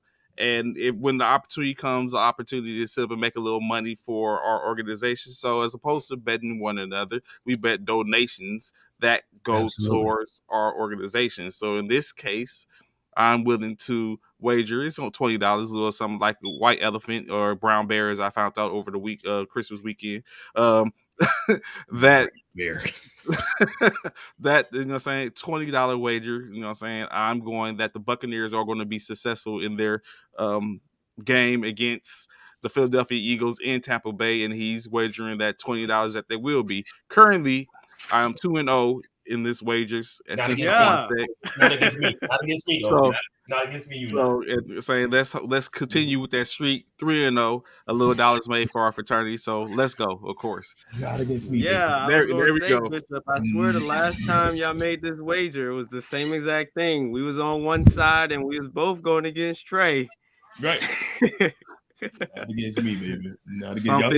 Blurring in and out. No, that's exactly what's going to happen to the Philadelphia offense. It's going to blur in and out. The more things change, the more they stay the same. So, of course, next up, again, no bias with another Sunday game, a late game. The San Francisco 49ers will be traveling to the Jerry's World. Jerry's World Can on. I give a quick shout out to CJ? That's the my homie that I do our sports show with on our network. Yes. He said, Bishop, you pretty much are signing up to give Trey $20. That's cool. Yes. Wow. Hold up. Let me get in the booth right quick. That's what you feel like. See, this is the thing, right? With this NFL wild card between the 49ers and NFC wild card game between the 49ers and the Cowboys is the fact of the matter is there's so many Cowboy fans out there. So many people you want the 49ers to beat the Cowboys. It's so many people that want the 49ers to beat the Cowboys. But go ahead, Trey. You got it. And matter of fact, when you finish with your little soliloquy and all that, you go ahead and pick first, sir. Go ahead and pick first. No problem. I had to get in the booth right quick. You know what I'm saying? You know, Superman got to come out. Oh, Lord. They have to come out. So in this game, of course, you know, but like I said, no bias, real talk, no bias at all. I just think as of course across the board, that it's an unfortunate matchup for the Dallas Cowboys. What I would say is Shanahan is very productive in creating and making coming up with a good game plan. So in this case, although I will say that we do face, Michael Parsons is back. So we're going to have to worry about that left side, but you know what I'm saying, Trent Williams is back as well. Yes. Excuse me. So you know what I'm saying, we may have an equalizer. We gonna have a situation where we don't have to worry about that. We just need Jimmy G, not 2019 season Jimmy G to show up. And we, you know what I'm saying, I don't want to see Al Bundy. At this you don't want to see Al Bundy on the field. I don't want to see Al Bundy. I want to see Jimmy G. So I'm very. What about Willie Beeman? Nah, I'm not even looking for Willie Beeman. That'd be Trey. That'd be Trey. So it's just one of those things where I think this was just a bad matchup for the Cowboys at this time. They don't have Gallup, although there's an opportunity where they can expose and our secondary. But if a pressure is applied properly and where it goes down that in the trenches it happens. I think we have very good chances. We neutralize Zeke. We should be good. Dak, have him on the run and make him have to make decisions while mobile. I think our chances are good. So, of course, I'm going with that Niner Nation, Niner faithful stand up. That's my pick. Gentlemen, what y'all got? Let me ask you this real quick, Trey, before we go on, right? What is going to be y'all key for the 49ers to beat the Dallas Cowboys? What's going to be the key to get y'all the dub in Jerry's world? Because y'all's going to Jerry's world. Ooh, I know. A consistent run game with the sprinkle of passing them yak boys. That's what's going to be key. Brandon Ayuk, Debo Samuel, and George Kittle. Like, you know what I'm saying? Okay. Getting them yak yards is going to be again the three-head monster again. A three-headed monster. Yes. Mm-hmm. Okay. Dallas wins by 2 scores. Ooh, that's disrespectful. That's so disrespectful. Okay, CJ. Oh, that's disrespectful. That sounds like a wager, Trey. That sounds like a wager, Trey. Hey, if he's willing to just sit up and put them dollars up and put, for the friend, I'm all with it. You know what I'm saying, I can put the cash app in the comments. In the comments, yes sir. Go ahead, Ron. I'm sorry, go ahead. If Dallas is moving the ball, forcing the 49ers to play keep up, that's what the key to the game is. If Jimmy Garoppolo has to throw the ball over 20 times, that means the 49ers are losing. He needs to stick around 15, 17 passes, which means 49ers have been able to run the ball down Dallas' throat all game. That's going to be the key. But you said that, Trey. We're going to be running and running and running. So we'll see that. That's Micah Parsons. Shout out to him. We're from the same city, and he said, where I'm from. Oh, yeah, I'm from here. Yeah. Bully. Yeah, I feel it. I feel it. Mm-hmm. So who y'all got? Who y'all going with? Who you got, Ron? Who you picking? See, exactly. That's how I felt about the Philadelphia. I hate the 49ers, and as a Rams stan, I'm not afraid of anybody. Tampa Bay is handicapped. Rodgers is always ready to lose an NFC championship game, but we cannot beat them 49ers. So I'm terrified of them advancing in the next round. So, ooh. Give me the Cowboys. Okay. I feel it. Yeah. I I feel did it. not see that coming. I did not. I We did can not book. see that coming. We can book that. I'm gonna ride. I'm gonna ride He with going with that. Dak. He going with Dak and Zeke. He They going got with Dak some and Zeke. boys, man. The They do. Cowboys are better than the 49ers at every position on the field. He got a point. Name one No, position. you got a point. You got a I can't. You got a point. Yeah, You somebody definitely got a point. came into my office yesterday and we were talking about the Cowboys and 49ers game. And I'm like, y'all getting ready to get upset. Y'all the underdogs here. And he's like, underdogs. Underdogs. I'm like, okay. Cowboy Nation, they feeling themselves again as well. Really, Key? You feel if Dak throws for over 350, they lose? Wow. What? That's crazy. That's a huge statement. For me, man, this game is a crucial game, man. This is probably, this is probably the game of the weekend, to be honest with you. This is probably a game of the weekend. For me, I feel like this is the game of the weekend. Garoppolo definitely has to come in. I totally agree with Ron. Garoppolo can't afford to throw a lot of passes because again, that finger is still a problem. I feel like that's how they came into last week game, coming in running the ball. That's why they didn't run the ball, throw the ball a lot. They only threw the ball when they needed to get that overtime win. But yeah, but like Ron said as well, Dallas has the best players at all the positions compared to the 49ers. They do. You can't take nothing away from them. You got the Dak, you got Zeke, which Zeke is not running well as expected. So that's an advantage for the 49ers. But sounds like 4 times Dak has to throw 40 times he loses. Oh wow. But then you got to look at it, man. Dallas and a receiving core, man. Good Lord, bro. Yep. CeeDee Lamb, Amari Cooper. Like, come on, man. Yeah, that right there, that's a handful for them 49ers. That's a handful for them 49ers. I'm not gonna lie. That was my next question for Trey. Y'all front four, Bosa and them boys are phenomenal up front, but literally every single one of y'all DBs is below. Yeah, that's what I said. That's why I said they're suspect. That's what I said. That's why I say hopefully, of course, there's going to be a situation to where they need to apply pressure. If the pressure is applied, then yes, there's going to be a pick. There's going to be a bunch of picking going on, and then it becomes a situation to where now we got to be able to, we got to a pressure is applied because now we got to go back and forth. It's a back and forth game, which is more conducive to the Cowboys and the system. So I'm hoping, like I said, Shanahan and DeMarco, they're all in, and they're coming up with very innovative, different ways to beat this Dallas Cowboy offense and defense to eliminate those our weaknesses, basically, in which is our secondary. And if we can figure that out and get pressure and get the stunts and get what we need to mix up that line, we should be able to pull that out. But of course, that's all if, and I don't care to really be in that predicament, but that's what we're left with. Right. But for me, man, it's hard because the Cowboys, of course, they're in the NFC East. So of course that's our rival in regards to the Philadelphia Eagles. So I am going Dallas at their best is better than the 49ers at their best. You might have that probably is a true statement there, CJ. I have to agree with that. And they have all the talent. Dallas has way more talent than the 49ers, without question.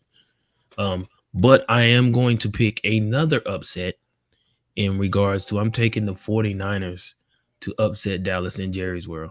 I feel like the 49ers and Garoppolo can go into Dallas and shock the world and take the Cowboys out. And continue their streak of not making it past the first round, and sending them home and have Jerry have to rethink about Mike McCarthy. So I'm going 49ers. Of course. Our next game, which would be the late game. Again, the last time they played on a late game or a late game, they were victorious. Let's see if they can keep that train rolling along as the Pittsburgh Steelers travel to Kansas City to take on the Chiefs.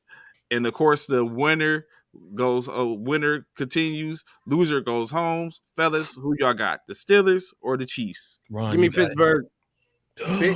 You going with Pittsburgh off the rip? You picking 80-year-old Big Ben? I have no problem taking the upset here. Oh my God. In Arrowhead? In Arrowhead, Ron. At Arrowhead. And you know why? because I have nothing to lose. If I'm wrong, like, yeah, you know. And neither does Pittsburgh. They have a man on defense who's healthy, who looked great the past 2 games. Make sure happy TJ birthday, Watt, yes. who got 22 sacks this year. They have offensive weapons. Juju just came back. He's gonna be playing Juju. They got Mini Megatron and Deontay Johnson, wide receiver weapons. Y'all know how many touches Deontay Harris had this year, their running back? Yeah, he was at what, 80% or 80 something, a high 80. Yeah, he had almost 400 touches. We talking DeMarco Murray numbers. He's a proven back. Y'all know how many times this man fumbled this year? He just broke a record. He didn't fumble one single time. Not one time? Oh, I thought he had not one time. So the Steelers have a very comparable defense. They have an incredible offense. I knew he was coming. Big Ben came. I knew he was coming. He was coming. My bad. I done got Scott hyped up. Yeah. They have nothing to play for. And the only reason why I feel this way, when Big Ben comes out yesterday during his press conference, is like, well, it's my last game. I hope we don't get beat by 40. You know, we aren't really. We're barely a football team. I'm like, Dagging in the carry, huh? Dagging in the carry. Tomlin getting them boys hyped. They are ready. It's going to be a war. Regardless, if you do not take this Steelers plus 12.5 in Vegas, you just don't like winning money. Steelers aren't losing by 2 touchdowns. So for me, man, I'm shocked that Ron picked the Steelers and old Ben too. Old Ben like the rice, Big Ben's old Ben's rice. but old Ben, but they're going to Arrowhead, man. And I've actually been out to Arrowhead Stadium before. It's hard to play out there, bro. It's hard to play out there in Arrowhead Stadium. And the thing about the Kansas City Chiefs and Patrick Mahomes is the fact that right now, they did lose a couple of games here toward the end, but they was on a streak. And they was looking like the Kansas City of old. And the thing of which I've mentioned the whole time since we started the first formation is it's not about, and I'll say this and I've said it numerous times, when it comes to beating the Kansas City Chiefs and Patrick Mahomes, it's not about their defense stopping you. It's about your offense outscoring their offense. Think about this, fellas. How many people retired on their last run? What that got to do with the price of tea in China? That's irrelevant. What I'm saying is, when it comes down to it, I don't think the Pittsburgh Steelers offense can put up enough numbers to beat the Kansas City Chiefs. We just talked about it yesterday, Trey, in regards to Juju Smith-Schuster. Juju ain't done nothing. Juju, he ain't that number one dude. Chase Claypool is. He's not that dude that everybody expected or what he wanted to be in Pittsburgh. He's not that number one dude. It's Chase Claypool. Juju has yet to show any type of light of being something for the Pittsburgh Steelers. And when I say, I will say this again, and y'all will not hear this enough. I have to keep Mahomes. Yeah, but y'all not gonna be able to keep Mahomes off the field, Slugger. Y'all not gonna be able to keep Mahomes off the field. And when it's all said and done, I do not feel like the Steelers can outscore the Kansas City Chiefs. The Steelers are going to put points up because we know Juju is going to be a part of that trade piece for Rodgers. Ain't nobody going to trade Juju for Rodgers. Get up out of here, man. Or that's ridiculous. The Steelers don't have enough firepower, and Big Ben don't have enough in him to put up more points than Patrick Mahomes and the Kansas City Chiefs. So I am going to go with Kansas City, Patrick Mahomes, and Tyreek Hill to get the win at home in Arrowhead.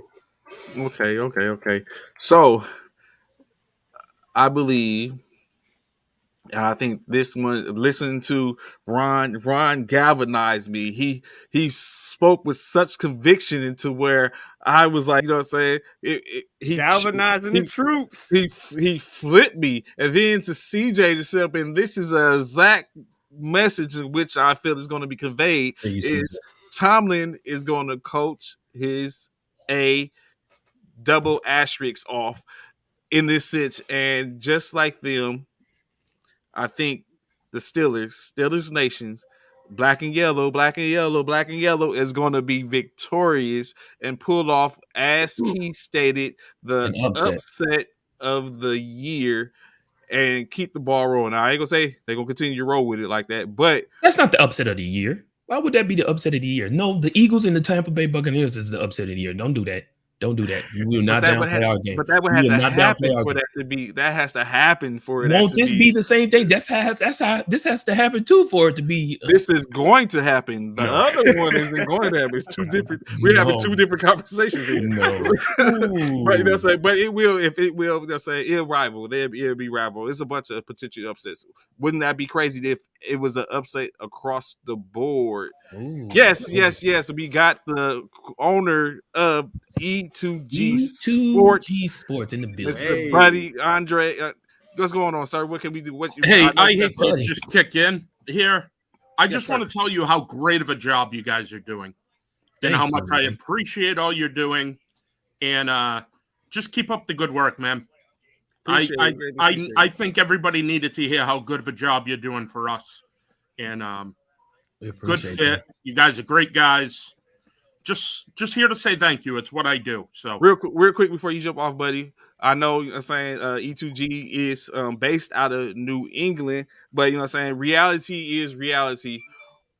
Who are you going with? Is it the New England Patriots or the Buffalo Bills? Bills by 10. Bills by 10. Bills. I'm a Patriots fan since '84. I had season tickets when Dick McPherson was coach. Okay. Back in the early '90s. Yes. Into the Belichick era. I have seen some of the worst possible football you can ever see. Mm-hmm. I appreciate what's going on. I'm enjoying this. This has been a fun season. So, but I just wanted to come on here and give you guys your props. Thanks, Ron, for coming on, and Bishop and Trey. You guys are doing a great job, and just props from the top. All right, my friends. Appreciate you, buddy. Appreciate you. Thank you so much. All right, drop me. Get me out of here. Get your. Appreciate you, man. Thank you, buddy. Thanks, buddy, for coming on here, man, and giving us some props for what we do. We love what we do, man. Ron, Trey, I think I can speak for all of us, man. We love doing this, man. So of course, yes. Continue on. Who's it on? We are. Yeah. Y'all two picked the Steelers. I picked Kansas City. Y'all got the Steelers upset in Kansas City in Arrowhead of all places. Yeah. My last point was we know how Mahomes and the Chiefs play Appreciate football. You, CJ. They come in. They like to play around. Mahomes like to get loose, throw some behind the back passes, throw some without looking. And the Chiefs go down by 10, 2 scores. And then it becomes the third quarter, and it becomes the Patrick Mahomes show. He's like, yo, y'all know that I can win with any football game that I want to win. When I'm ready. He turns it on, bro. He turns it on. Let's go. He turns it on, bro. Tyreek Hill, the cheetah gone. Yeah. Turns it on. The Steelers is definitely going to be up. They're going to be running the ball. I see it being like 10-7 going into the third quarter. And it's going to come down to Big Ben showing that I can have put together a better fourth quarter than Patrick Mahomes. Because y'all know it comes down to that last 2 minutes. It's going to be a tight game this whole way. Who is going to get left with too much time on the clock? Like you said earlier, who has the ball last is going to win that game. Big Ben has to make sure Mahomes does not get enough time left with that ball as the Steelers kick that game-winning field goal with 30 seconds left in the fourth quarter. I'm going to say this. This is going to be the game where whatchamacallit gets his first fumble. Ooh! Harris. Yep. Najee Harris gets his first fumble in this game. Oh, man. That scares me if that happens. Watch. First fumble in this game.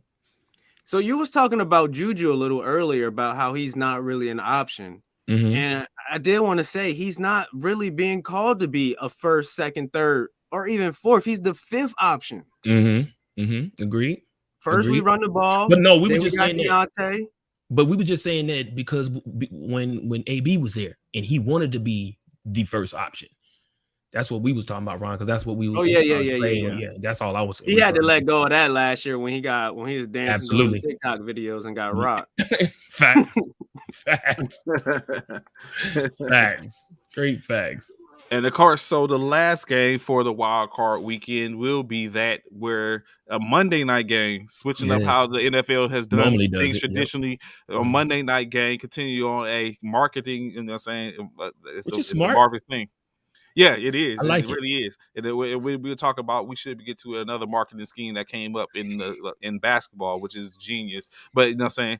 Of course, what we have is the Arizona Cardinals going to play. Ron gotta go change hats. The Arizona Cardinals going to SoFi Stadium, home of the Los Angeles Rams, home of the Los Angeles Chargers, to where the Super Bowl will be played this year. Yeah. To do battle, where we're gonna get a good West Coast show.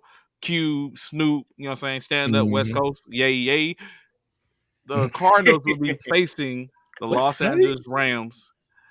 Fellas, Monday night, who y'all got? Rams by 10. Oh my gosh. Rams by 10. I would say Rams by 20. What? But I have to be somewhat humble because they don't have DeAndre Hopkins. Kyler Murray is under 6 foot. Facts. Our defense, it is time for the Rams defense to step up. Aaron Donald, Jalen Ramsey been looking skeptical all year long. I want them to come and just bully these dudes. Arizona don't got no great run game like that. It's going to be Kirk and AJ Green. We have nothing to be scared of. We should shut them boys down. You telling me Jalen Ramsey can't shut down AJ Green right now at this point in time? And Christian Kirk? They got Zach Ertz at tight end, but it's going to be, if the Cardinals keep this close, it's because Kyler Murray is out here playing his tail off. I'm talking 100 scrambling yards, 300 passing, just completely breaking it down. And I don't see that happening. The Rams got too much on defense unless Matthew Stafford comes out here and decides to be Mr. Pick Six. But if I'm Sean McVay, it's me and Matthew Stafford spending a lot of one-on-one time. And I'm like, listen here now. You better straighten it up, sir. You got too many weapons. You have Cooper Kupp, who just broke Steve Smith, the last person to do in 2005, the Triple Crown, dominated. Triple Crown. Deservingly to be called the best wide receiver, and just Odell Beckham Jr. sitting over here. It's kind of like the Cowboys and 49ers game. The Rams are better everywhere except quarterback. CJ Stafford gonna stink it up. He gonna stink it up, bro. He said he gonna stink it up. Gonna stink it up. So I feel like this, right? I feel like Arizona, even though Johnson's not playing, which is critical for the Arizona Cardinals. However, JJ Watt is trending on coming back. JJ Watt is trending on coming back in this game. What about D-Hop? D-Hop, I haven't heard anything in regards to D-Hop. I don't think he's coming. I don't think he's coming back. I haven't heard. I'm hoping that'll change, but I don't think he's coming back. But Kyler Murray, he's right. Ron has said everything about the Kyler Murray. His intangibles is right. He's shorter than 6 feet. He's small. But one thing about Kyler Murray is he's also a former baseball player. Hey, come this OU bias. I'm better. This. He's a former baseball player. So the way he throws the ball is different. Velocity, yeah, it's different. So that's why he doesn't have a whole lot of picks, things of that nature. So, and then the he's like a short version of Vic, in a short version of Lamar Jackson. You know what I'm saying? When he gets out on the edge, and he doesn't take any unnecessary hits, Kyler Murray is going to be the difference maker in this game. I truly believe that. And with a tight end like Zach Ertz doing what he needs to do to open up the middle of the field, I think that's going to open the door for Kirk and them to be able to do what they need to do. Not taking it anyway from Matthew Stafford, OBJ, and stuff like that out there. What they've been, of course, Cooper Kupp, Triple Crown winner, doing what he's doing. Definitely making a name for himself out there in LA. But I do say this is probably the second best game of the weekend, and this game could definitely go either way.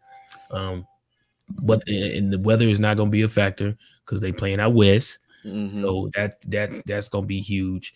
And we do know that, Arizona, they started off 7-0 before they took that first L.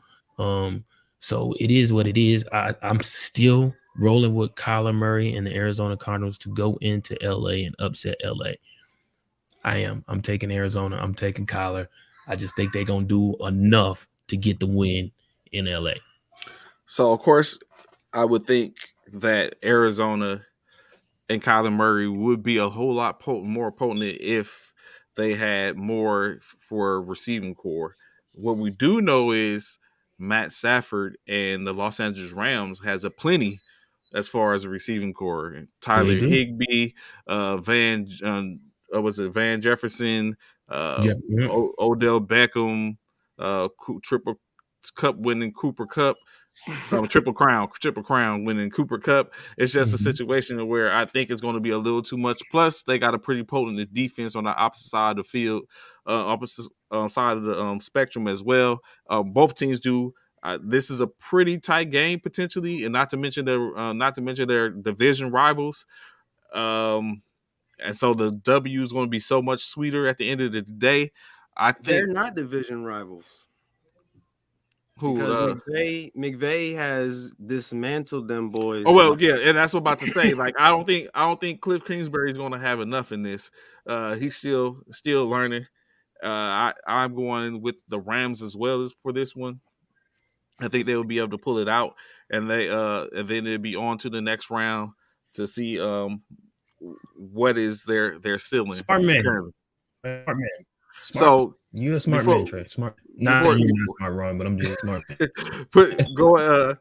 Before we move on to the our next topic and going into the NBA, what we've been doing lately, Ron, is we've been kind of like when people come on, we find out who they feeling and what they're thinking about. So we asked you, because we didn't get a chance to ask you on Monday. I don't think we did. Who is going to the Super Bowl and who is your Super Bowl pick? So before these picks, this is the first time I really did my picks seriously. I had Chiefs Rams. Really? But of course, I picked the Steelers. The only thing that's changed is I picked the Chiefs to lose to the Steelers just now. But that was a little bit for the show. That was energy, Yeah. I said Mahomes is going to have the ball last, and is he going to be able to score that last touchdown? I think he definitely is going to win this game with like 30 seconds left and do some sensational. It's going to be close. Chiefs advance. And I don't see them losing to anybody else. Joe Burrow, if Oakland wins, Buffalo, those boys are not on the Chiefs level once they do flip that championship switch. And I just told y'all I feel like the Rams is going to win by 20 points. Aaron Donald is going to just take Kyler Murray and ball him up and just have him for a nice dinner set Monday night. I'm sticking with Rams Chiefs, fellas.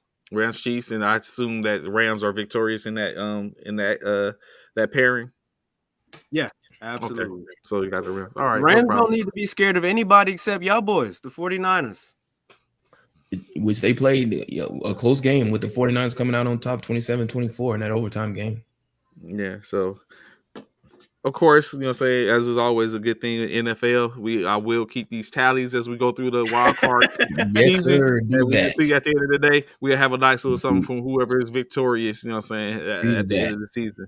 So, of course, going into NBA, last night you had 5 games, but a couple of them games, whew, Jesus. Let's start off with the Timberwolves faced off against the Ja Morant led Memphis Grizzlies as the Timberwolves took the L 108-116. The Memphis Grizzlies have improved 30-14 with an 11-game win streak. Of course, the Timberwolves was led by Anthony Edwards with 30 points, 2 rebounds, and 4 assists. D'Angelo Russell poured in 29 points, 3 rebounds, 6 assists, as well as Carl Anthony, 25 points, 9 rebounds, 3 assists. That was it for double digits. Everyone was even 3 points or below. 4 points or below across the roster. It wasn't enough, obviously, as the Grizzlies, led by Desmond Bane, 21 points, 3 rebounds, and 2 assists. Of course, the aforementioned Ja Morant, 16 points, 8 rebounds, 9 assists. Well, pretty good stat line. Fellas, Ja Morant, got them on a 9-game win streak. Is MVP? Yeah, yay, nay. Who, Ja Morant? Ja Morant. MVP? If the season isn't right now, is Ja Morant the MVP?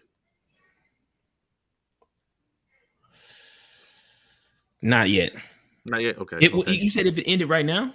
Yeah, if the award was being voted for right now, has Ja Morant did enough to garner the MVP trophy? Oh, right now, yeah.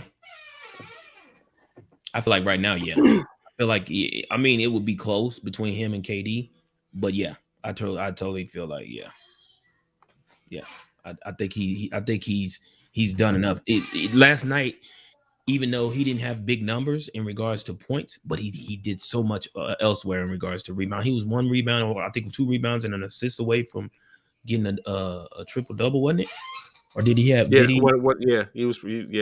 These three stats from being pulling a triple double. Yeah, so he was able to contribute in the way the Memphis Grizzlies are playing, man. Like to be MVP, your team has to be playing at the caliber in which Memphis is playing right now. So, and then I definitely believe he could definitely be considered MVP right now. Close second. I feel you, CJ, and that's why I mean, like I said, when it comes down to it right now, it would be between if the MVP race was to be happening, or they were choosing the MVP today, I think it would be between him and KD. Of course, as we speaking of KD, the Oklahoma City Thunder traveled down over to Brooklyn. Of course, if they were playing in Brooklyn, that means they were without star point guard Kyrie Irving. Brooklyn, however, KD didn't play either. Yes, however, it showed Brooklyn took the L 130 to 109, dropping to 26-15. Oklahoma was led by, of course, Shai Gilgeous-Alexander, 33 points, 10 rebounds, 1 assist short of a triple-double. They had 5 of 6 players in double digits, leading for their assault. However, the Nets was led by James Harden, 26 points, 7 rebounds, 9 assists. Cameron Thomas, the rookie out of LSU, 21 points, 33 rebounds in 33 minutes of play. It's evident that one of the big three cannot hold down the fort. Bishop, this being your team, do you think it's going to continue to be a problem with this situation, with Kyrie not being able to play when and leaving even one or the other being KD holding the bag? Is that going to continue to be an issue, or do you think they start at some point find a resolution? I feel like this game really didn't matter because of the fact that KD nor did Kyrie play. So with that being said, other guys are definitely going to have to step up. James Harden, he held him down with 26 points. Cameron Thomas with 21, but David Duke had 13. But that's just not enough, man. Look, Blake only had 4, and then where was Patty Mills? He didn't play either then. Patty Mills didn't get no playing time either. So that's another guy that didn't do nothing for us. So I feel like this game would have totally been a different game if KD would have played, because I'm sure that's like 20 to 30 something points that's missing off the board. So I definitely feel like if KD had played, it would have been a different story. We all know Kyrie's not playing because of the fact they played at home.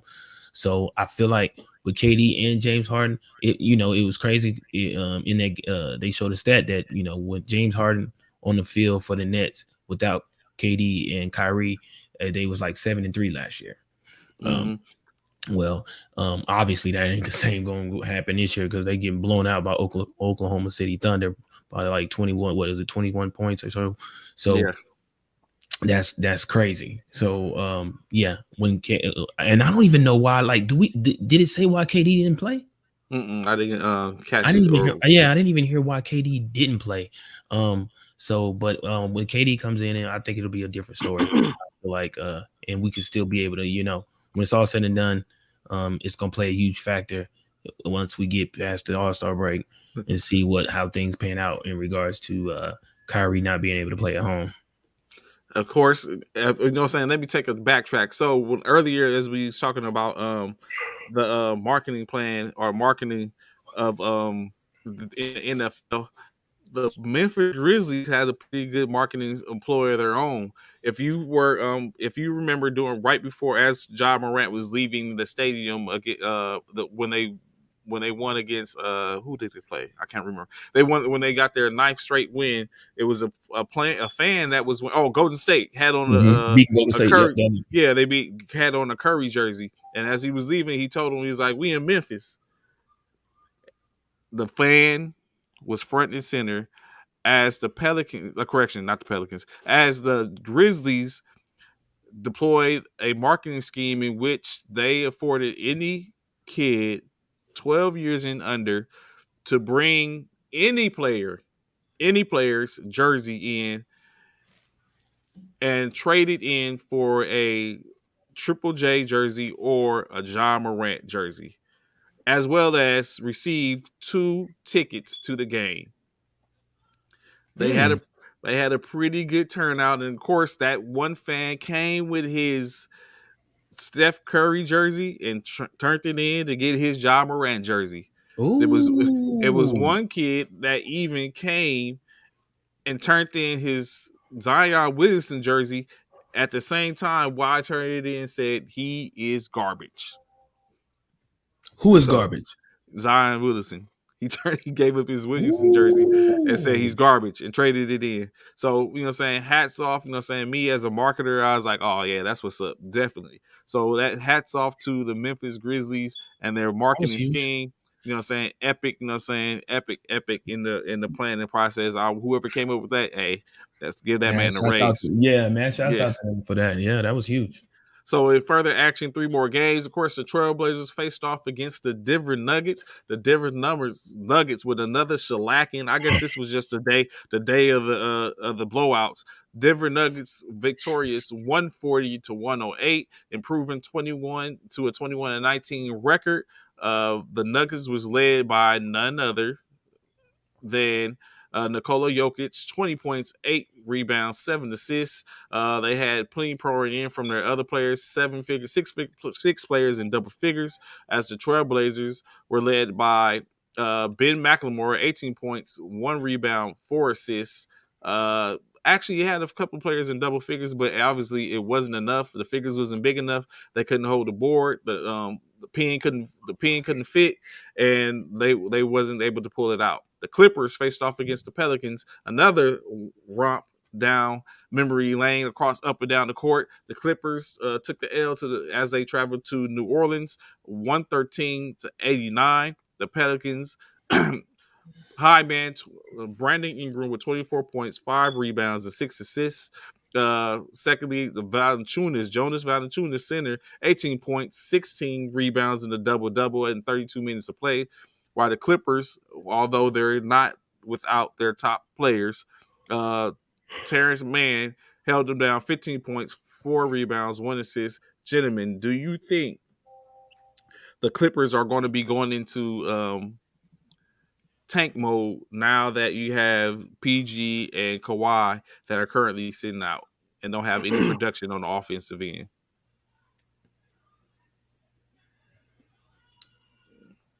Do I think the Clippers are going to what? Tank mode.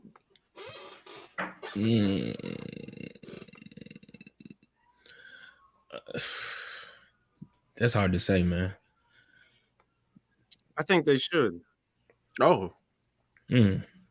So right now they're sitting at 8th in the West at 21-22. Literally the same record as the Lakers. They are looking at if they want, they can still make it in the play in because Portland is at 16-25. That's horrendous. They got a lot of space where they can, let's let our boys rest. We got a lot of room. That's 5 games that you can lose and still make the play in and because Kawhi is coming back in February. Yes, Let he's Paul playing. George take some games off. And then from there, you can decide, okay, we can take this year off and try to get I don't think they even have any draft picks. Never mind. They don't have anything to do but to play. So, right. Let me look up their draft picks. They should definitely compete. It looks like they're going to stay in the play-in tournament At least. Yeah. Definitely, it is one of those things. Like, hope to get Kawhi back, but at that point, is it just he's auditioning or playing to better himself and get the loose for next year? At this point, it look like they might not be in there. I don't think he's going to play the Superman role and be able to come back. But of course, we don't want to expect or have anyone just up and tank because, like you said, what does it offer them? Doing that gives someone else an opportunity to be benefiting from their demise. So of course, but it's one thing. It might look like they're taking if they're not, because like after last night's game, they don't have enough, obviously, or so hopefully Kawhi come back. Yeah, hopefully Kawhi come back and be able to afford some type of uplifting. Maybe there might be some trades or something like that. Keep not a big splash, but enough of a splash in the for the trade deadline to where they bring in some players that could make a difference and be able to add some. Out for? I think they say he might be out the year. Oh, for real? Yeah. So we know Kawhi Leonard is the caliber of player who can come in and definitely spark a team and change a whole team's dynamic around into where they can be in a winning situation to make the playoffs, because Kawhi is just that type of player. Now, the thing of the matter is the fact that, well, now without PG3, Paul George being there, then that's something totally different, because I feel like he probably could use Paul George to help him with turning the team around to make a run after the All-Star break. Being that Kawhi's not coming back until February, whether or not he's coming back before the All-Star break or whether he's coming back after the All-Star break is key too. But if PG is out for the entire season, yeah, I don't know if Kawhi can do that. The humble assassin can come and do that by himself.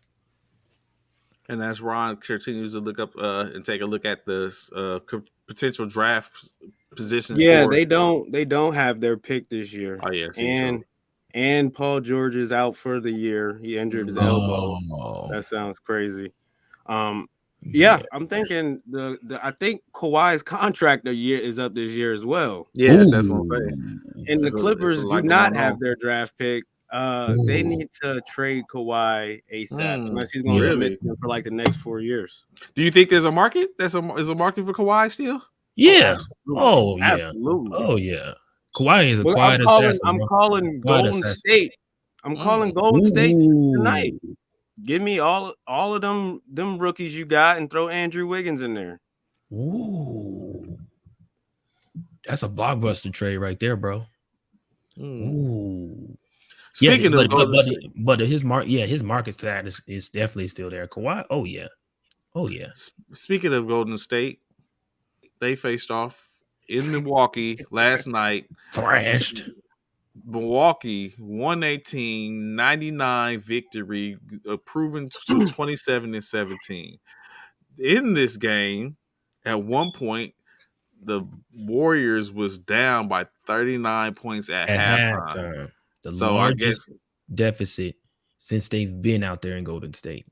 They made a play. Jonathan Kuminga 15 points, 7 assists, and Andrew Wiggins 16 points, 2 rebounds. Correction, Kuminga 7 rebounds, 16 points, 2 rebounds for Andrew Wiggins as they tried their best to make a game of it, but it just wasn't enough. You had Giannis with a triple double, 30 points, 12 rebounds, 11 assists. Chris Middleton, 23 points, 5 rebounds, 7 assists. Bobby Portis, 20 rebounds, 7 assists. Grayson Allen, 15 points, five rebounds, no assists. It was just a thrashing. It was like everyone came ready to play for just to kind of like put Golden State in their place. Fellas, Golden State's 30-11. Do you think their ceiling is still high? Are they still the team to beat in the West and challenge for the championship, or is that starting to be a foregone conclusion? Nah, they still there, man. They still there right now. Steph is just in a slump. Right now, Steph is really in a slump. Clay has, Clay's only on his 4th game back. Believe you me, like I've stated numerous times, Trey, throughout this week, All-Star break. That's all I'm gonna say. All-Star break. All-Star break. When they come back, watch. The Warriors gonna be hitting on all cylinders once again. It's just a rough patch for them right now. Even Steve Kerr said the same thing. They're in a rough patch. They're in a rough patch right now. They'll figure it out. Once Clay get back to his normal minutes, Iguodala, like their team is the team that won. I'm about to say national championship. Their team, the team they have right now is close to the team in which they had when they won the NBA title. So why wouldn't they get back to their old ways and become a force out west? All they need is Steph to find his rhythm, find his mojo again, and Clay to continue to get the minutes, continue to get back into his rhythm, and they right back to the Golden State of old, in my opinion. In tonight's action, of course, is have a 9-game slate for tonight's game. The Phoenix Suns travel to Indiana to take on the Pacers. Orlando Magic will travel to Charlotte to take on the Charlotte Hornets. The Toronto Raptors enter to the States to take on the Detroit Pistons. The Boston Celtics will travel to Philadelphia, doing battle with the Philadelphia 76ers. The Golden State Warriors will probably be a hell of a game. Travel to Chicago to take on them Chicago Bulls. The Cleveland Cavaliers travel to San Antonio to face the San Antonio Spurs. The Dallas Mavericks will be facing off in Memphis as the Grizzlies try to extend their win streak to 12 games.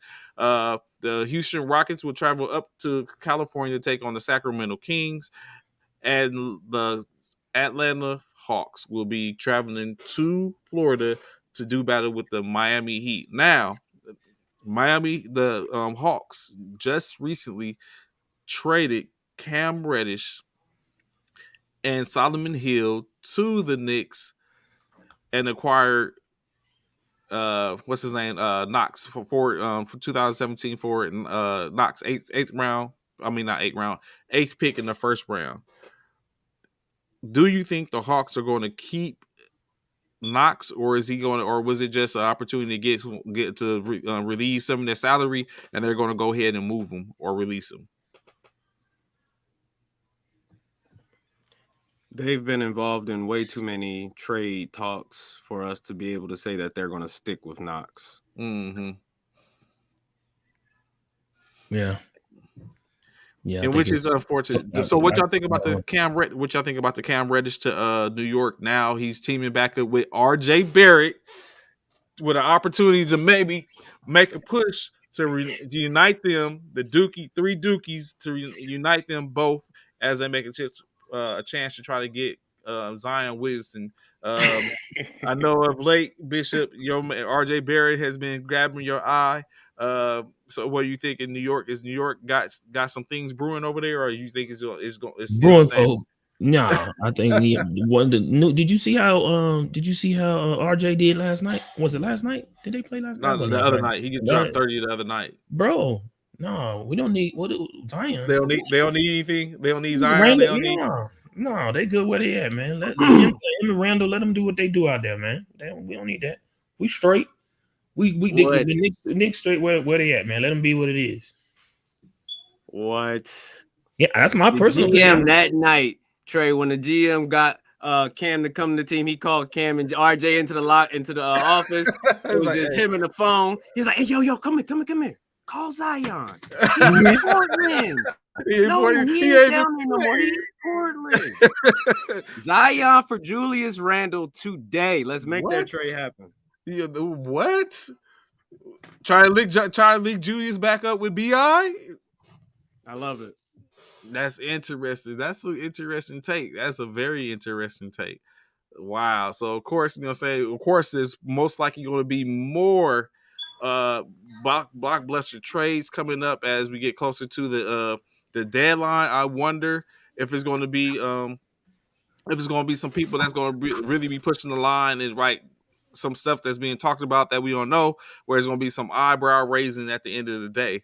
So as we get closer to the end of today's show, of course, it's been great and fun, like we like to do. As I spoke with Bishop earlier, we like to sit up and play a little game. So what we're going to do is we're going to play a little game called Last Man Standing. For those who tend to do prop bets and that type of stuff, of course, Last Man Standing is where our rendition of Last Man Standing is.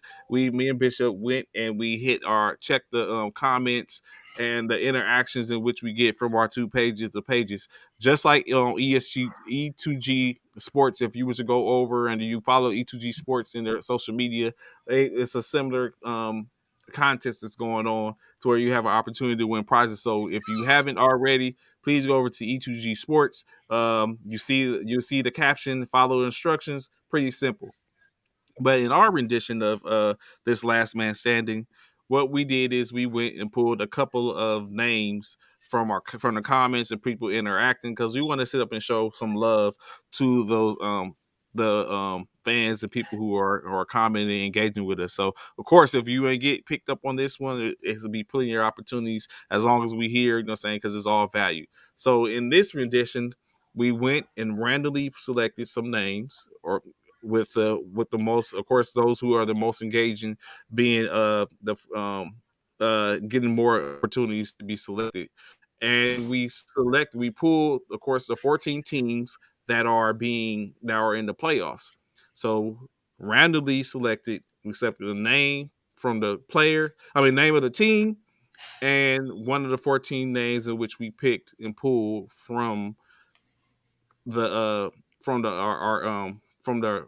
pages. So without further ado, this is what we have for the Last Man Standing, with the team and the individual who was pulled randomly.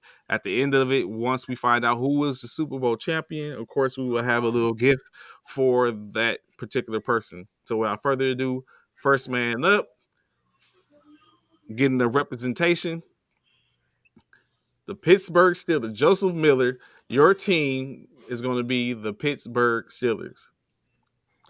Next, Chantel Davis, your team will be the New England Patriots. Next team,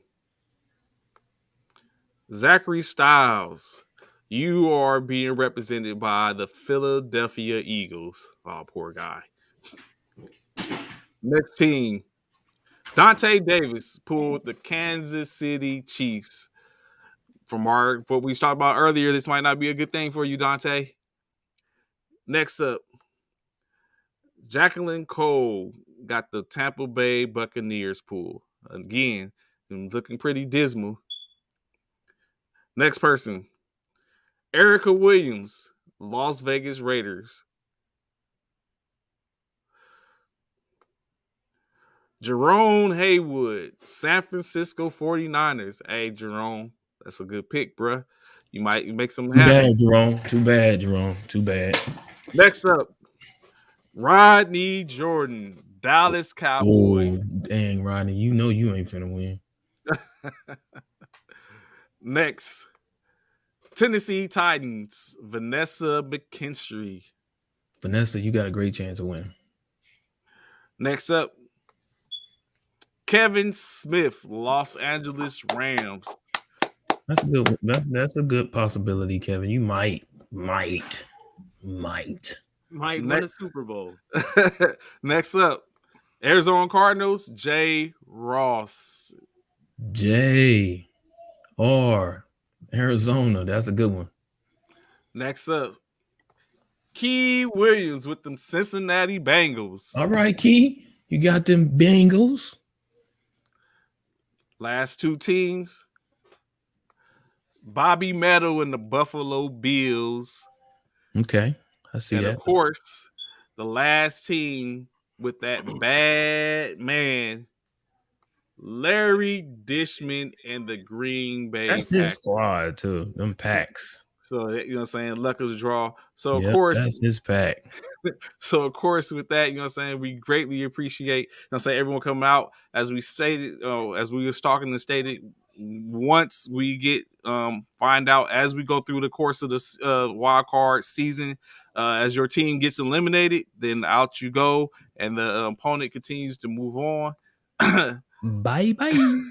And you know, a lot of y'all, unfortunately, you know what I'm saying, didn't get what you could have got, but you know, you never know. I know some of y'all, especially for Rodney Jordan, he's a huge Washington football team fan, and to get the Dallas Cowboys, is not good. Yeah, but don't worry, Rodney. You won't have them long. You'll be out about it. He'll be with the rest of us. Yeah, you can be back with your Redskins, but or your Washington football team by the end of Saturday night. Don't worry about it. So of course, you know what I'm saying, those names are jotted down. We have them. I'll make sure I take a clear note so we can keep track of that.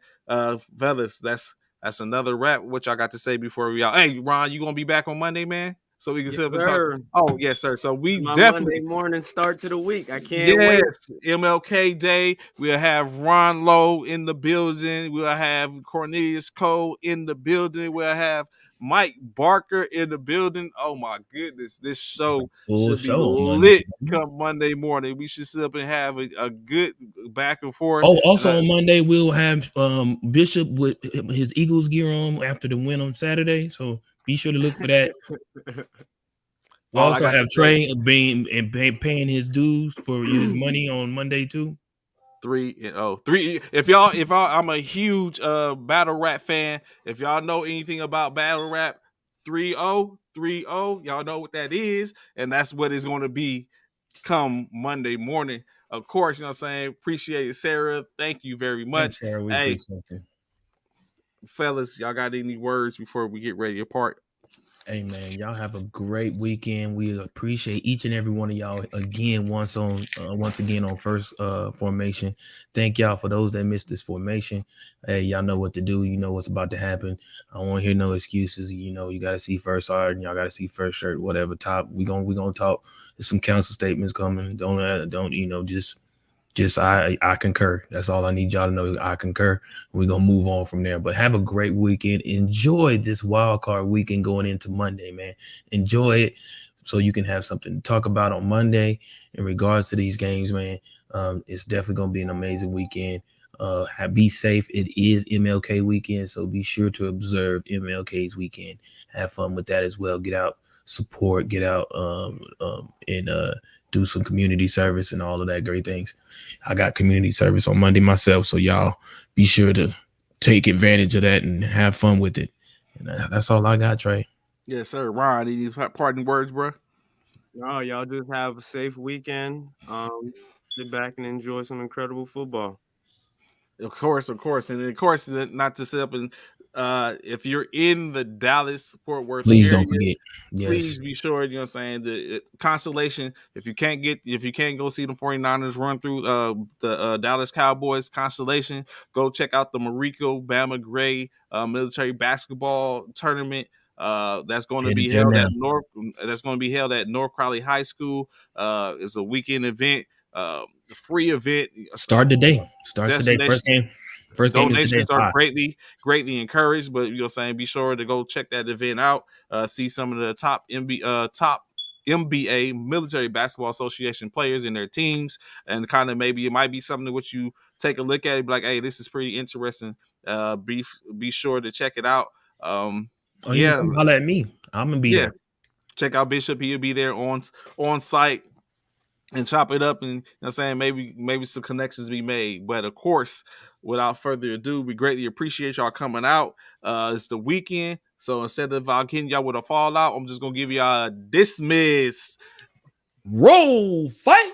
Holla back at y'all, man. Y'all have a great weekend. Peace.